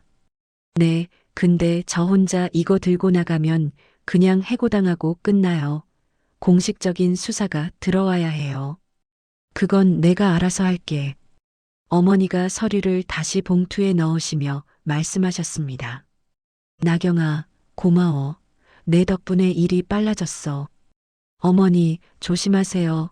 저도 조심할게요. 오나경 씨가 일어나며 말했습니다. 그리고 어머니. 그녀가 잠시 멈추더니 말을 이었습니다. 20년 전에 어머니가 저희 아버지한테 하신 말씀 아직도 기억해요. 뭐라고 했는데? 당신이 당한 건 당신 잘못이 아니에요. 나쁜 놈들이 나쁜 거예요. 그러니까 부끄러워하지 마세요라고 하셨어요. 어머니가 웃으시며 고개를 끄덕이셨습니다. 그 말 저한테도 큰 힘이 됐어요. 그래서 이번에 용기 낼 수 있었어요. 오나경 씨가 나간 뒤 저는 어머니를 바라보았습니다. 어머니, 이제 어떻게 하시려고요? 내일 금융감독원 후배한테 이 자료 넘길 거야. 걔가 지금 팀장이야. 건보공단이랑 검찰이랑 연결해 줄 수 있어. 어머니가 서류 봉투를 가방에 넣으시며 말씀하셨습니다. 합동조사팀이 꾸려지면 본격적으로 들어갈 거야. 저는 그제야 일의 규모를 실감했습니다. 이건 그냥 복수가 아니었습니다. 거대한 병원 재단을 상대로 하는 싸움이었습니다. 어머니, 무섭지 않으세요? 저는 솔직하게 여쭤보았습니다. 무섭지, 근데 무서워서 안 하면 평생 무섭게 살아야 해. 어머니가 저를 바라보시며 말씀하셨습니다. 소라야, 내가 할 수 있는 건 아무것도 없다고 생각하지 마. 나도 옛날엔 그렇게 생각했어. 근데 아니더라고. 뭐가요? 누군가는 나 대신 싸워주고 있었어. 내가 모를 때도 나 대신 나쁜 놈들 잡아주는 사람들이 있었어. 그게 세상이야. 어머니의 말씀이 가슴에 와닿았습니다. 내가 할 수 있는 건 아무것도 없다고 생각했는데 누군가는 나 대신 싸워주고 있었습니다. 그게 어머니라는 사실이 기쁘면서도 무서웠습니다. 집으로 돌아오는 길에 어머니가 말씀하셨습니다. 앞으로 몇 주 동안은 조용히 지내. 티 내지 말고 평소처럼 생활해. 네, 어머니. 저는 고개를 끄덕였습니다. 그날 밤 저는 지우의 잠든 얼굴을 한참 동안 바라보았습니다. 이 아이를 위해서라도 이 싸움에서 지면 안 된다고 생각했습니다. 창밖으로 별이 빛나고 있었습니다. 어디선가 정의가 움직이고 있다는 걸 저는 느낄 수 있었습니다. 오나경 씨를 만난 지 3주가 지났습니다. 그동안 우리 가족은 평소처럼 생활했습니다.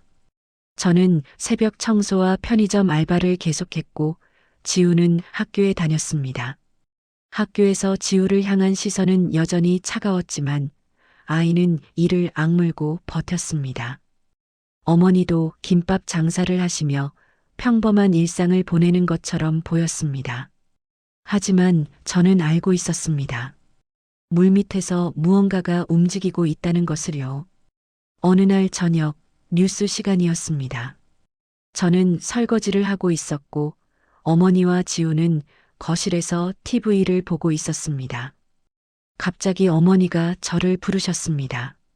소라야, 이리 와서 이것 좀 봐.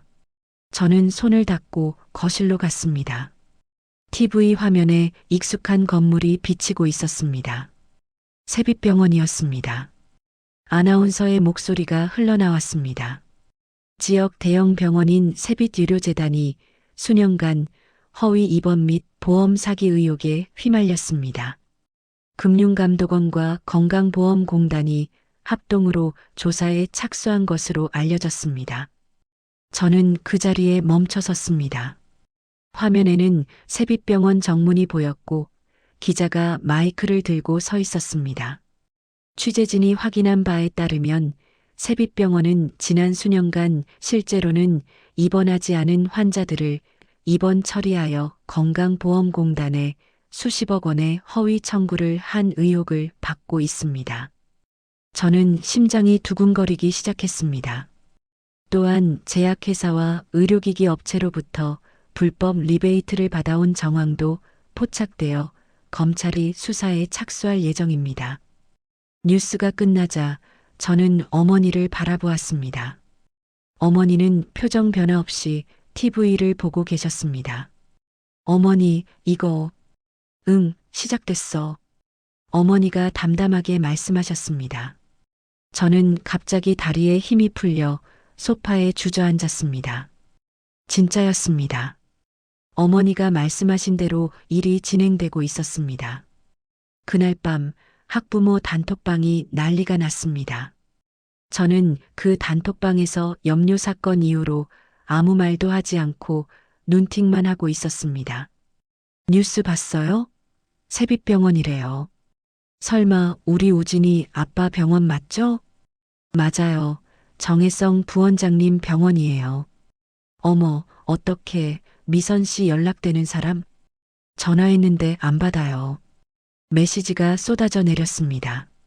저는 그 메시지들을 보며 묘한 감정을 느꼈습니다.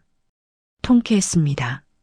그동안 저를 무시하고 조롱하고 아들에게 누명을 씌운 그 사람들이 당황하는 모습이 시원했습니다. 하지만 동시에 두려웠습니다. 장미선이 이 일의 배후에 우리 가족이 있다는 걸 알게 되면 어떻게 될까요? 보복이 두려웠습니다. 엄마, 왜 그래? 지우가 제 옆에 앉으며 물었습니다. 아니야, 그냥 생각 좀 하고 있었어. 저는 스마트폰을 내려놓았습니다. 다음 날 학교 앞은 평소와 분위기가 달랐습니다. 학부모들이 삼삼오오 모여 수군거리고 있었습니다. 저는 지우를 데려다 주면서 최대한 눈에 띄지 않으려고 했습니다. 그때 저 멀리서 장미선이 차에서 내리는 게 보였습니다.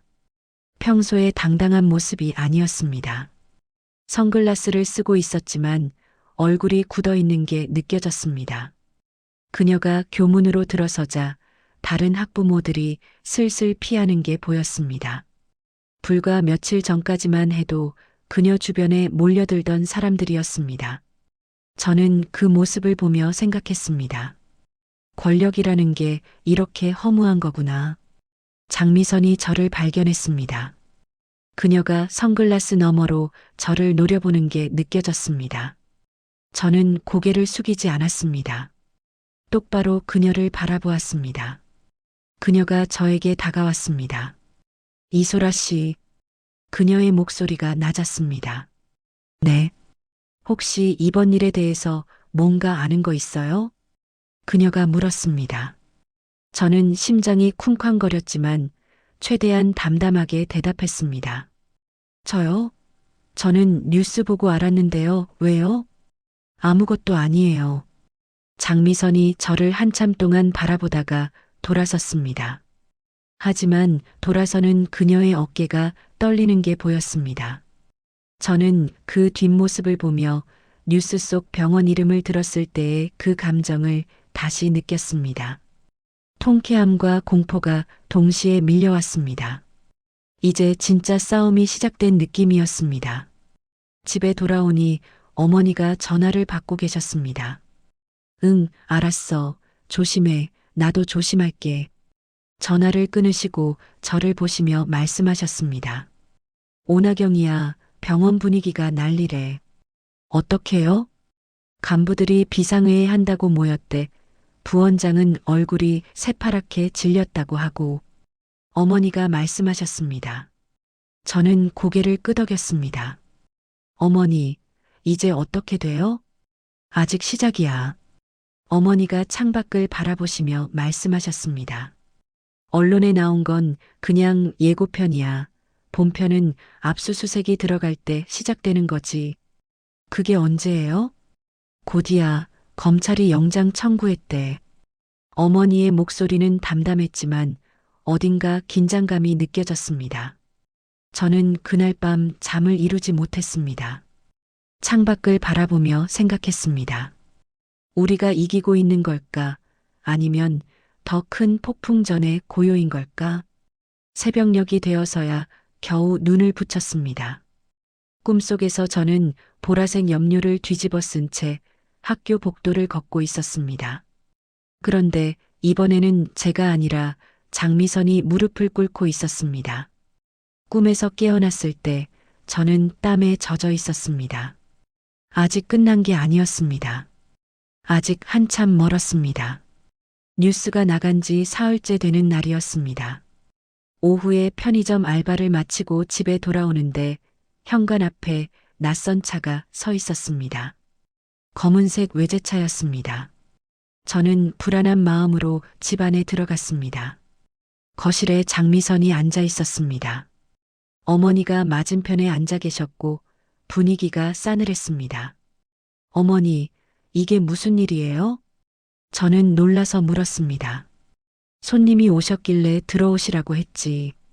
어머니가 담담하게 말씀하셨습니다. 장미선이 저를 보며 일어섰습니다. 이소라 씨, 마침 잘 왔네요. 당신하고 얘기하고 싶었어요. 그녀의 얼굴은 며칠 전과 달랐습니다. 화장이 짙었지만 그 밑으로 피곤함이 보였고 눈 밑에는 다크서클이 짙게 내려앉아 있었습니다. 무슨 얘기요?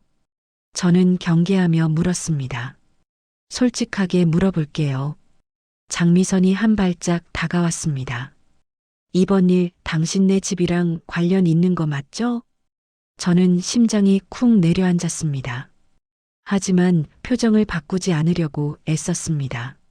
무슨 말씀인지 모르겠는데요. 모르긴요. 장미선이 비웃듯이 말했습니다. 우연히 내가 당신 며느리 골탕 먹인 직후에 병원 수사가 들어왔다고요? 세상에 그런 우연이 어디 있어요? 저는 대답하지 않았습니다. 어머니도 가만히 앉아 계셨습니다. 알아봤어요. 장미선이 어머니를 바라보며 말했습니다. 어머니가 예전에 금융감독원에서 일하셨다면서요? 수사반장이었다고? 그녀가 어머니의 과거를 알아낸 것이었습니다. 그래서 어머니가 담담하게 물으셨습니다. 그래서요? 이게 복수인 거잖아요. 며느리 일로 앙심 품고 우리 병원 신고한 거 아니에요? 장미선의 목소리가 높아졌습니다. 신고라. 어머니가 웃으셨습니다. 신고를 했으면 뭐가 나와야 수사가 되는 거 아니겠니? 깨끗하면 나올 게 없을 텐데. 장미선의 얼굴이 붉어졌습니다. 지금 우리 병원이 더럽다는 거예요? 내가 언제 그랬어? 내가 스스로 그렇게 생각하는 거지. 어머니의 말씀에 장미선이 입술을 깨물었습니다. 그녀가 갑자기 저에게로 돌아섰습니다. 이소라 씨, 우리 좀 얘기해요. 그녀가 제 팔을 잡으려 했습니다. 저는 한 발짝 물러섰습니다. 할 얘기 없는데요. 있어요. 당신 아들 얘기요. 그 한마디에 저는 멈춰 섰습니다. 지우 말이에요. 장미선이 낮은 목소리로 말했습니다. 태블릿 건 아직 결론 안 났잖아요. 학교에서 정식으로 처리하면 지우 생활기록부에 남을 수도 있어요. 저는 주먹을 꽉 쥐었습니다. 그거 협박이에요? 협박 아니에요. 사실을 말하는 거죠. 장미선이 웃으며 말했습니다. 나도 운영위원장이니까 학교에 영향력이 있거든요. 지우한테 좋게 해줄 수도 있고 나쁘게 해줄 수도 있어요. 그래서 뭘 어쩌라고요? 저는 떨리는 목소리로 물었습니다. 간단해요. 어머니한테 말해서 이 일에서 손 떼게 해주세요. 그러면 나도 지우 거는 없던 일로 해줄게요. 그녀의 제안은 명확했습니다. 우리가 물러서면 아이를 봐주겠다는 것이었습니다. 저는 어머니를 바라보았습니다. 어머니는 여전히 자리에 앉아 계셨고 표정이 변하지 않았습니다. 어머니, 저는 입술을 깨물었습니다. 솔직히 흔들렸습니다. 지우의 미래가 달린 일이었습니다. 생활기록부에 도둑 기록이 남으면 아이의 인생이 어떻게 될지 모르는 일이었습니다. 소라야, 어머니가 저를 부르셨습니다. 네, 저 사람 말 믿어? 어머니가 물으셨습니다. 저는 장미선을 바라보았습니다. 그녀의 눈에는 절박함이 있었지만 동시에 교활함도 있었습니다. 아니요, 안 믿어요. 저는 대답했습니다. 그래, 나도 안 믿어. 어머니가 일어나시며 말씀하셨습니다. 장미선 씨, 돌아가. 우리가 물러선다고 해도 이미 늦었어. 수사는 내 손을 떠났어. 장미선의 얼굴이 창백해졌습니다. 그게 무슨 말이에요? 금융감독원이랑 검찰이 움직이기 시작하면 민간인이 뭐라고 한다고 멈추는 게 아니야. 나도 이제 어떻게 할 수가 없어. 어머니가 현관문을 열으시며 말씀하셨습니다. 돌아가서 내 걱정이나 해. 남의 집 와서 협박할 시간에. 장미선이 부들부들 떨며 어머니를 노려보았습니다. 후회할 거예요. 두 분 다. 그녀가 문을 박차고 나갔습니다. 문이 닫히자 저는 그 자리에 주저앉았습니다. 다리에 힘이 풀렸습니다. 어머니, 저 진짜 무서워요. 저는 솔직하게 말씀드렸습니다. 지우한테 뭔 짓을 할지 모르잖아요. 학교에서 진짜로 지우를 못 살게 굴면 어떡해요?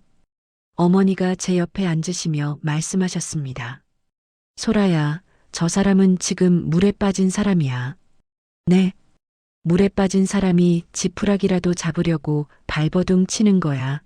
저게 협박처럼 보여도 사실은 애원인 거지. 어머니의 말씀이 맞는 것 같았습니다. 장미선의 눈에는 분노보다 두려움이 더 많았으니까요. 근데 어머니, 정말 지우한테 해코지하면 어떡해요? 내가 학교에 연락할게. 담임 선생님한테도 말해두고. 어머니가 제 손을 잡으시며 말씀하셨습니다. 그리고 지우 데리러 갈 때 내가 같이 갈게. 며칠 동안은. 저는 고개를 끄덕였습니다. 하지만 불안함은 쉽게 가시지 않았습니다. 그날 밤 저는 현관문을 몇 번이나 확인했습니다. 창문도 다 잠갔는지 살폈습니다. 갑자기 우리 집 대문이 작아 보였습니다.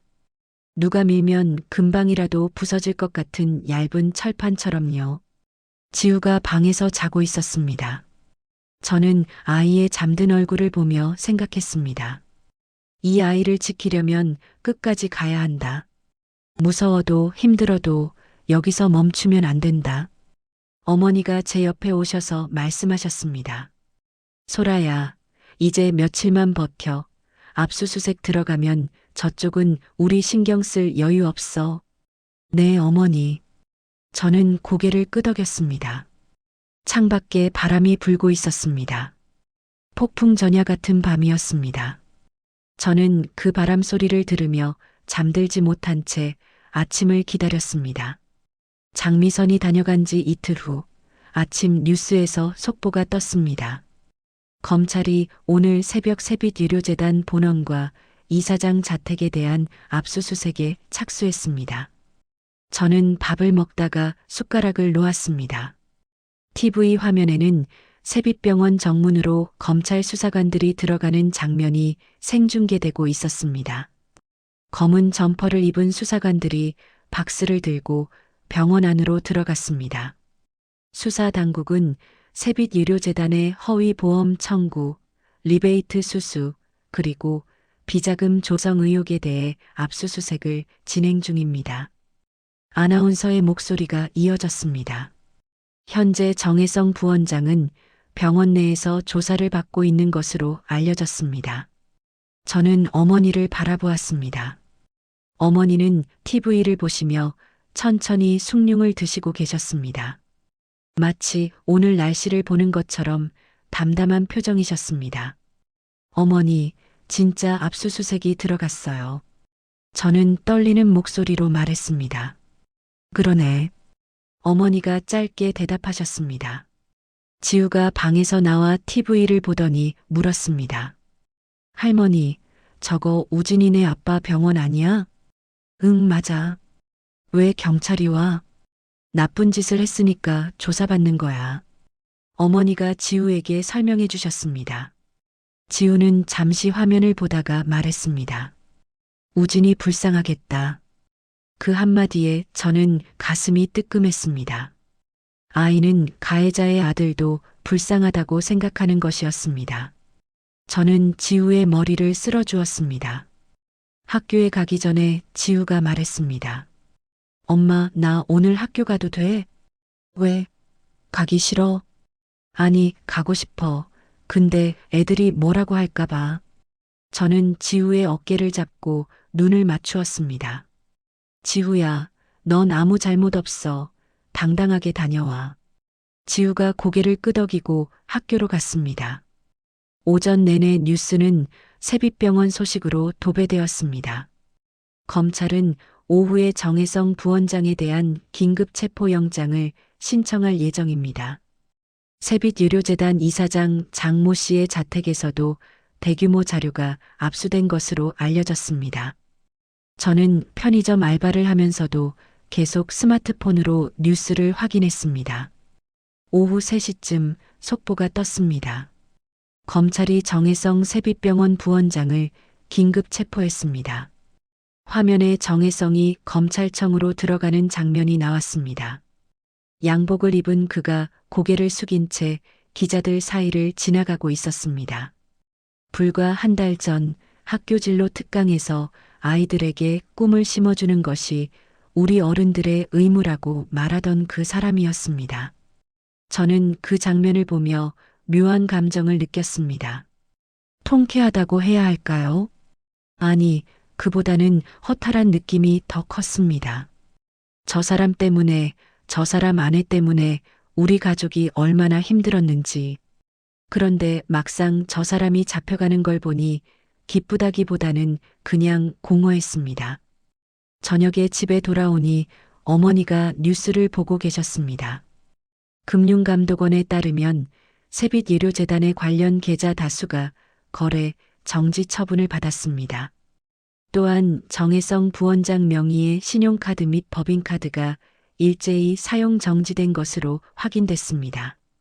저는 소파에 앉아 뉴스를 보았습니다. 계좌 동결, 카드 정지. 그 말들이 현실감 있게 다가왔습니다. 어머니, 정말 끝난 건가요? 저는 조심스럽게 여쭤보았습니다. 아직이야. 어머니가 고개를 저으셨습니다. 체포됐다고 끝이 아니야. 구속영장 나와야 하고 재판 가야 하고 갈 길이 멀어. 그래도 일단은 잡혔잖아요. 그래, 일단은. 어머니가 고개를 끄덕이셨습니다. 그날 밤 학부모 단톡방에는 난리가 났습니다.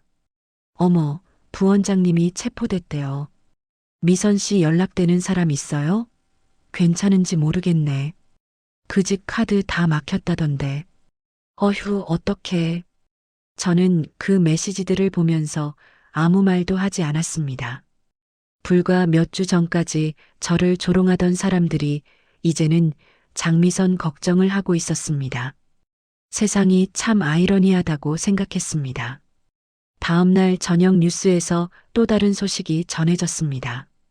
검찰은 오늘 정혜성 부원장에 대한 구속영장을 청구했으며 법원은 이를 발부했습니다. 정혜성 부원장은 특정경제범죄 가중처벌법상 사기 및 배임 혐의로 구속수감되었습니다. 화면에 수갑을 찬 정혜성이 호송차에 오르는 장면이 나왔습니다. 저는 TV 속 수갑 찬 얼굴을 보며 생각했습니다.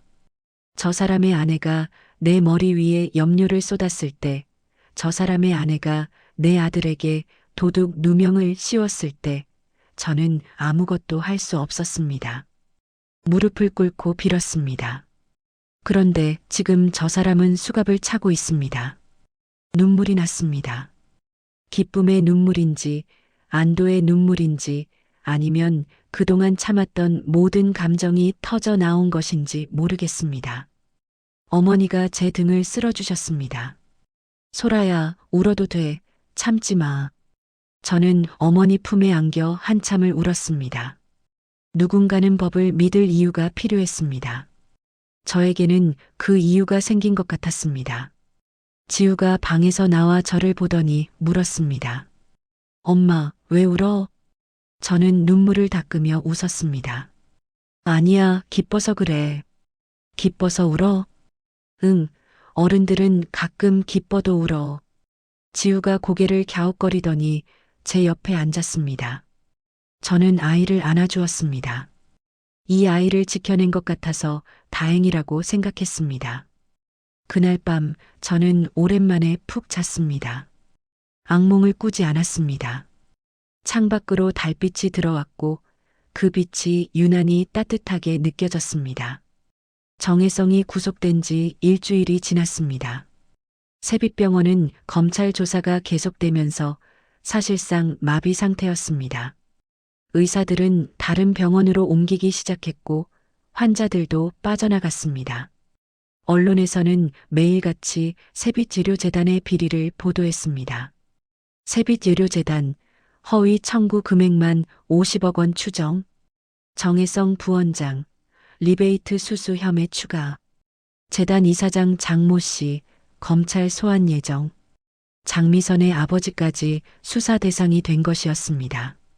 그날 오후 저는 지우를 데리러 학교에 갔습니다. 요즘은 어머니와 번갈아 가며 아이를 데리러 다녔습니다. 학교 정문 앞에서 지우를 기다리는데 누군가 저를 불렀습니다. 이소라 씨. 뒤를 돌아보니 장미선이 서 있었습니다. 저는 그녀의 모습을 보고 깜짝 놀랐습니다.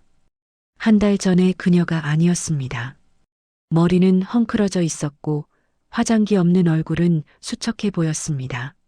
명품 옷 대신 평범한 점퍼를 입고 있었고 발에는 낡은 슬리퍼를 신고 있었습니다. 장미선 씨? 저는 조심스럽게 물었습니다. 그녀가 저에게 다가왔습니다. 가까이서 보니 눈이 퉁퉁 부어 있었습니다. 며칠 동안 울었던 것 같았습니다. 이소라 씨, 부탁이 있어요. 그녀의 목소리가 떨렸습니다. 저는 아무 말 없이 그녀를 바라보았습니다. 어머니한테 말 좀 해줘요, 제발. 장미선이 제 손을 잡으려 했습니다. 저는 한 발짝 물러섰습니다. 무슨 말이요? 우리 남편 혜성이 구속됐잖아요. 아버지도 곧 소환된대요. 제발 어머니한테 말해서 선처해달라고 해줘요. 그녀의 눈에서 눈물이 흘러내렸습니다. 저한테 그걸 왜 말해요? 저는 담담하게 물었습니다. 당신 시어머니가 예전에 금융감독원에서 높은 사람이었잖아요. 아직도 인맥이 있을 거 아니에요. 제발 한마디만 해줘요. 장미선이 울먹였습니다. 저는 그녀를 바라보며 생각했습니다. 한 달 전, 이 사람은 내 머리 위에 염료를 쏟았습니다. 내 아들에게 도둑 누명을 씌웠습니다. 내가 무릎 꿇고 빌 때 비웃었습니다.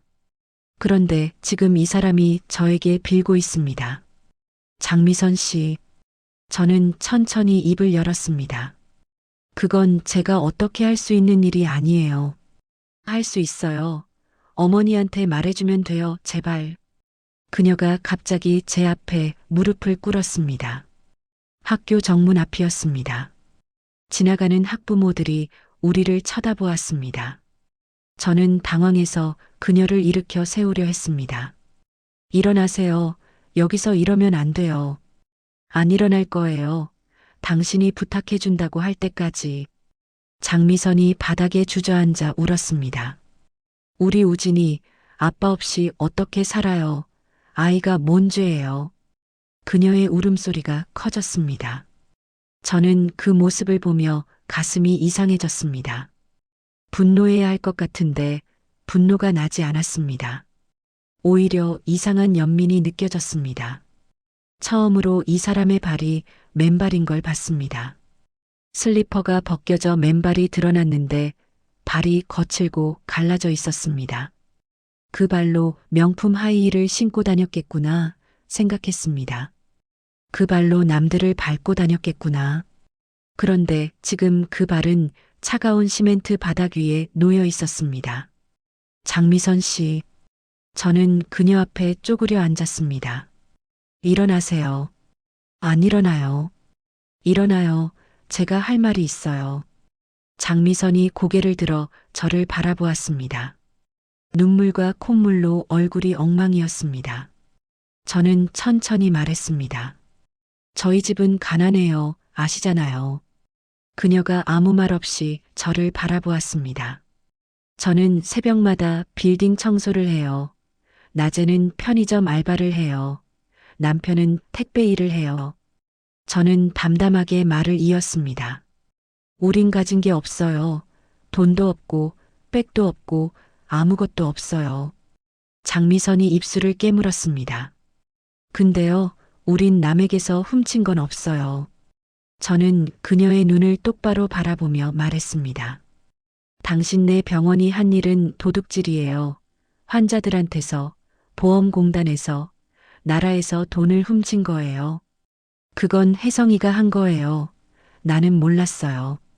장미선이 변명했습니다. 몰랐을 수도 있죠. 근데 언니가 뿌린 말들이 이제 자기 발목 잡는 거예요. 저는 일어서며 말했습니다.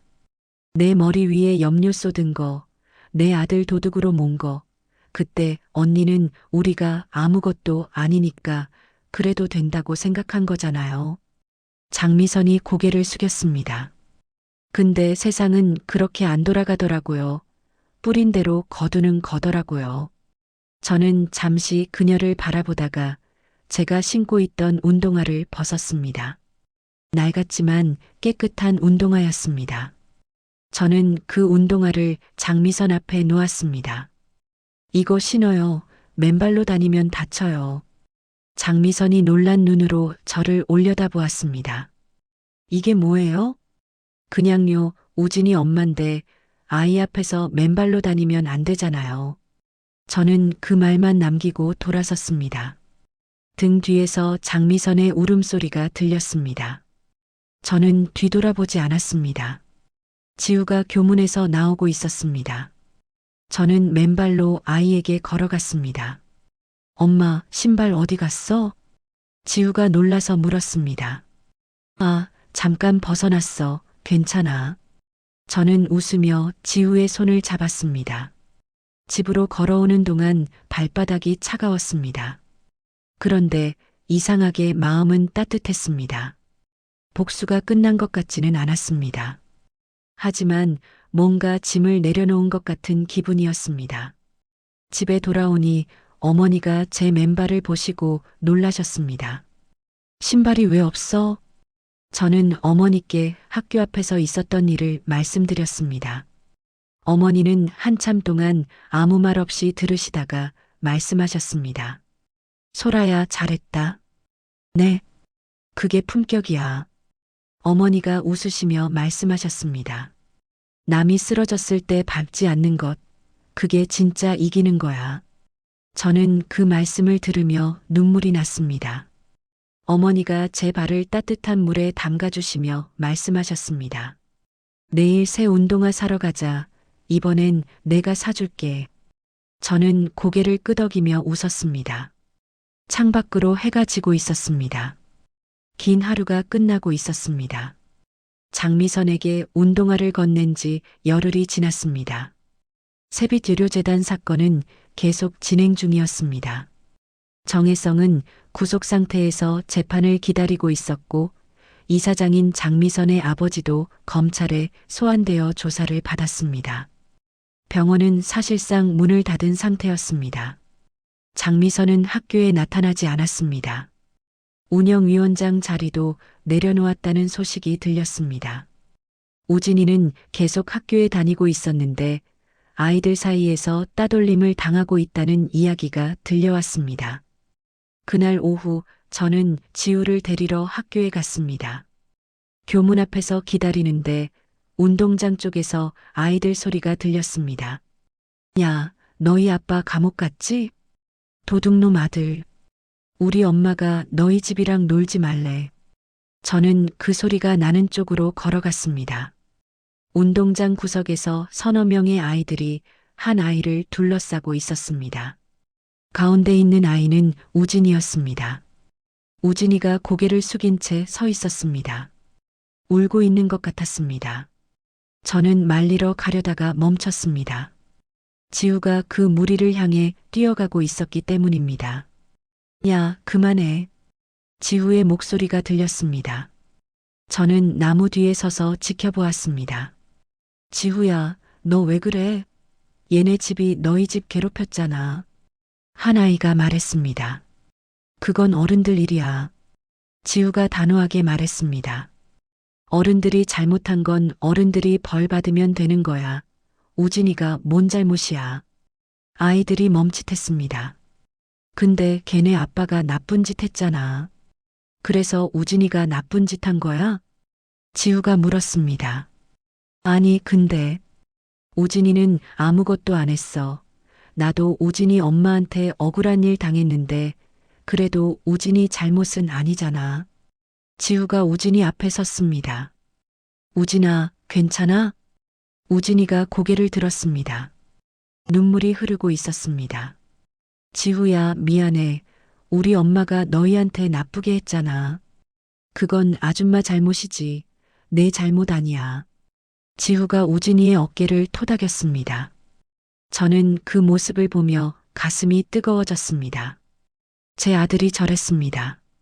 자기를 괴롭힌 사람의 아들을 감싸주고 있었습니다. 다른 아이들이 슬슬 흩어지기 시작했습니다. 지우와 우진이가 나란히 걸어오는 게 보였습니다. 저는 나무 뒤에서 나왔습니다. 엄마. 지우가 저를 보고 놀랐습니다. 지우야, 방금 본 거 잘했어. 저는 지우의 머리를 쓸어주었습니다. 우진이가 고개를 숙였습니다. 아줌마, 저희 엄마가 정말 죄송하다고 전해달래요. 작은 목소리였습니다. 저는 우진이를 바라보았습니다. 10살짜리 아이였습니다. 이 아이에게 부모의 잘못은 너무 큰 짐이었을 겁니다. 우진아. 저는 무릎을 꿇고 아이와 눈높이를 맞추었습니다. 내 잘못 아니야, 알았지? 우진이가 고개를 끄덕였습니다. 지우랑 친하게 지내. 응. 네, 아줌마. 우진이가 울먹이며 대답했습니다. 집으로 돌아오는 길에 지우가 제 손을 잡았습니다. 엄마, 나 잘한 거야? 응, 정말 잘했어. 저는 지우를 꼭 안아주었습니다. 엄마가 지우 자랑스러워. 집에 돌아오니 어머니와 남편이 거실에 앉아 계셨습니다. 남편 동수는 평소보다 일찍 들어온 것 같았습니다. 왜 다들 모여 있어요? 저는 의아해서 물었습니다. 소라야, 앉아봐. 어머니가 말씀하셨습니다. 저는 지우와 함께 소파에 앉았습니다. 동수가 할 얘기 있대. 어머니가 남편을 바라보셨습니다. 동수가 헛기침을 하더니 말했습니다. 소라야, 나 정규직 됐어. 뭐? 저는 놀라서 남편을 바라보았습니다. 택배회사에서 정규직 전환한데 다음 달부터. 동수의 얼굴에 오랜만에 웃음이 피어올랐습니다. 정말이야?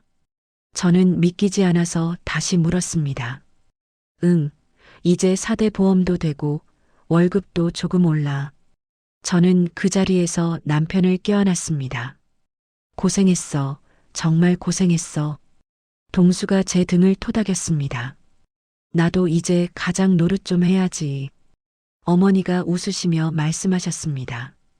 그리고 나도 할 얘기 있어. 우리 모두 어머니를 바라보았습니다. 금융감독원에서 연락이 왔어. 자문위원 해달래. 자문위원이요? 저는 놀라서 여쭤보았습니다. 응, 내 경험 살려서 가끔 의견 달라고. 근데 거절했어. 왜요? 이젠 할미로 살래. 손주 보고 김밥 말고 그러면서. 어머니가 웃으셨습니다. 서류들도 다 파쇄했어. 이제 그 세계랑은 끝이야. 저는 어머니의 손을 잡았습니다. 어머니, 감사해요. 정말 감사해요. 뭘 가족인데? 어머니가 제 손을 꼭 쥐셨습니다. 그날 저녁, 우리 가족은 오랜만에 다 같이 밥을 먹었습니다. 어머니가 직접 만드신 된장찌개와 계란말이, 그리고 김밥이 식탁에 올랐습니다. 지우가 김밥을 먹으며 말했습니다. 할머니 김밥이 세상에서 제일 맛있어. 그래. 그럼 내일 더 싸줄까? 응. 남편 동수가 제 옆에서 밥을 먹으며 말했습니다. 소라야, 나 생각이 있어. 뭔데? 정규직 되면 대출 좀 받을 수 있을 것 같아. 그거로 작은 분식집이라도 차리면 어떨까? 저는 놀라서 남편을 바라보았습니다. 분식집? 응, 어머니 김밥 맛있잖아. 그거 팔면 잘 될 것 같아. 어머니가 웃으시며 말씀하셨습니다. 야, 그럼 내가 평생 김밥 말아야 되는 거야? 어머니가 비법 알려주시면 저희가 만들죠. 동수가 웃으며 대답했습니다. 저는 그 대화를 들으며 눈물이 났습니다. 한 달 전만 해도 우리 가족은 바닥이었습니다. 저는 무릎 꿇고 빌었고, 지우는 도둑 누명을 썼고, 남편은 무력감에 시달렸습니다. 그런데 지금 우리는 웃고 있었습니다. 미래를 이야기하고 있었습니다. 지우를 바라보는데 이상하게도 제 가슴이 아니라 어머니 눈에서 먼저 눈물이 떨어졌습니다. 어머니, 왜 우세요? 제가 여쭤보자 어머니가 웃으시며 말씀하셨습니다.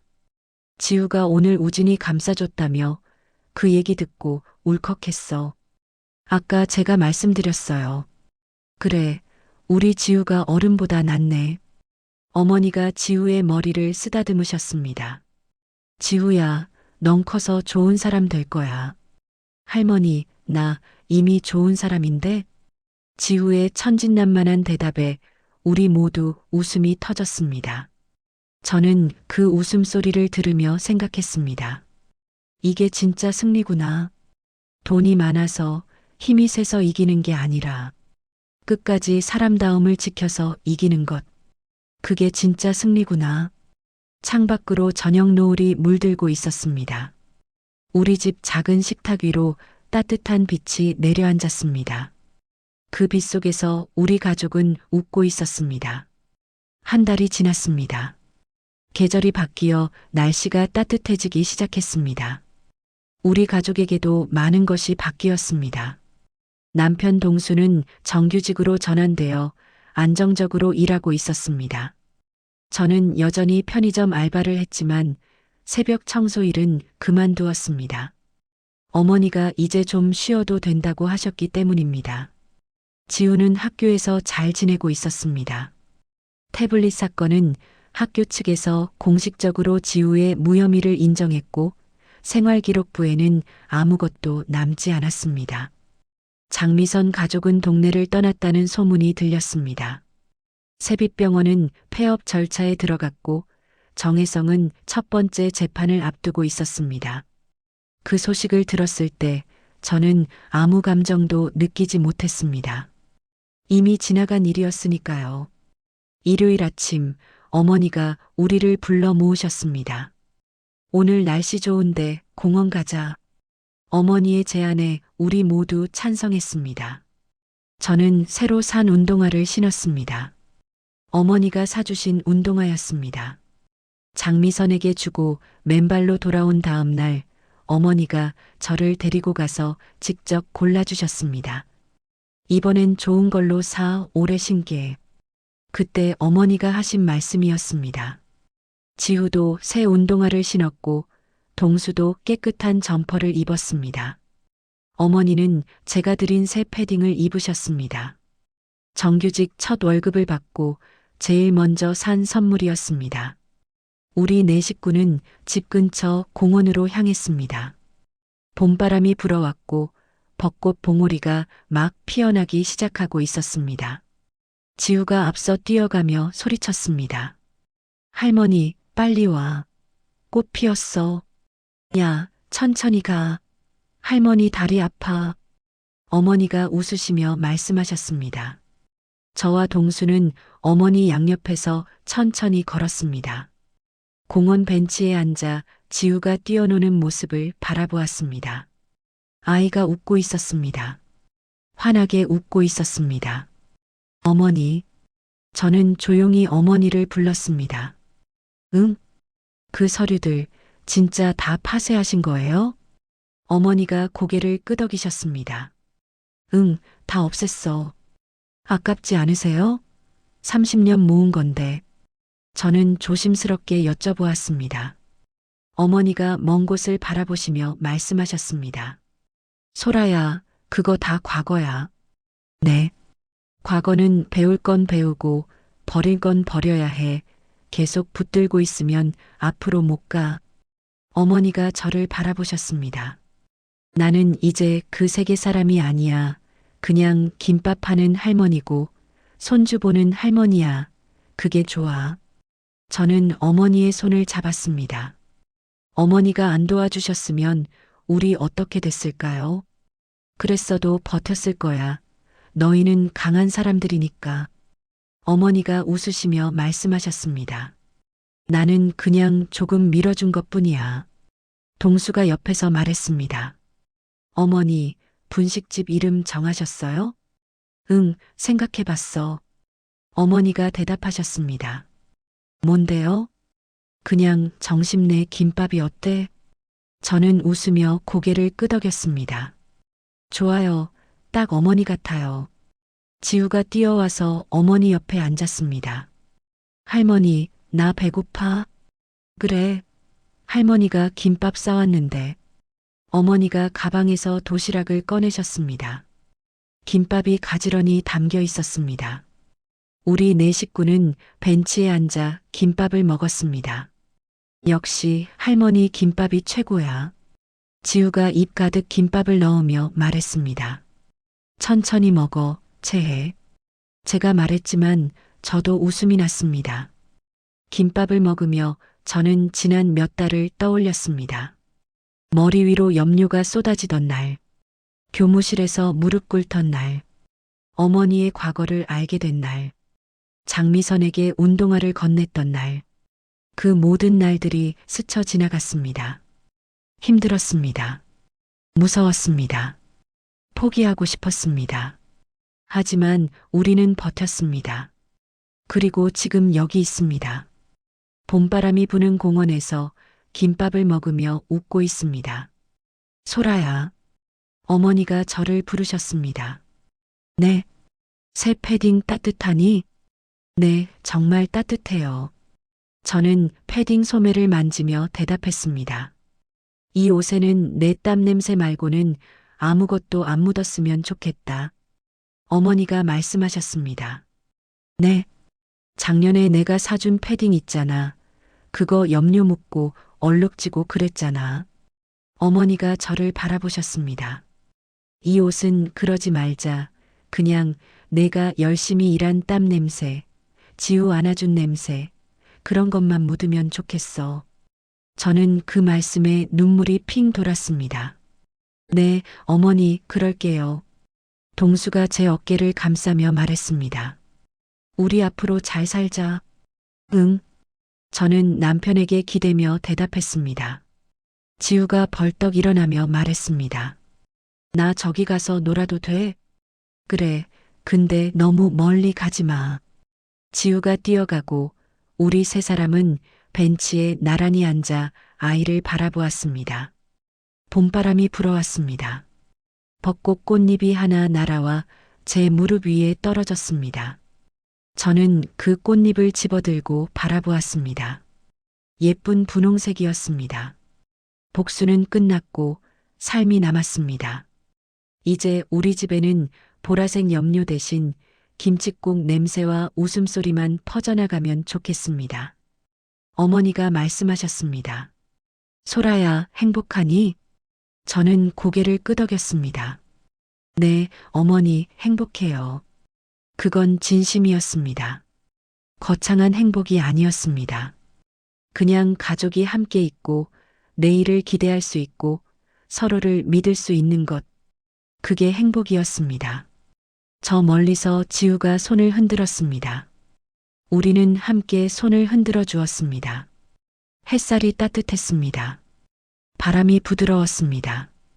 우리 네 식구의 그림자가 공원 바닥 위에 나란히 길게 늘어져 있었습니다. 그 그림자가 참 예뻤습니다. 저는 그 그림자를 보며 생각했습니다. 우리는 이겼습니다.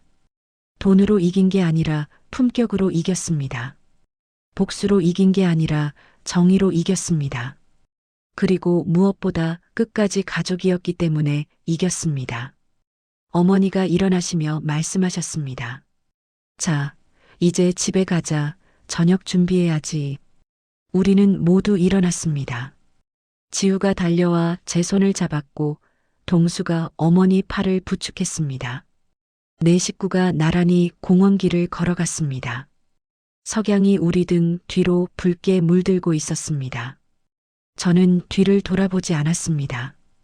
이제 앞만 보면 됐으니까요. 우리의 이야기는 여기서 끝입니다. 하지만 우리의 삶은 계속됩니다.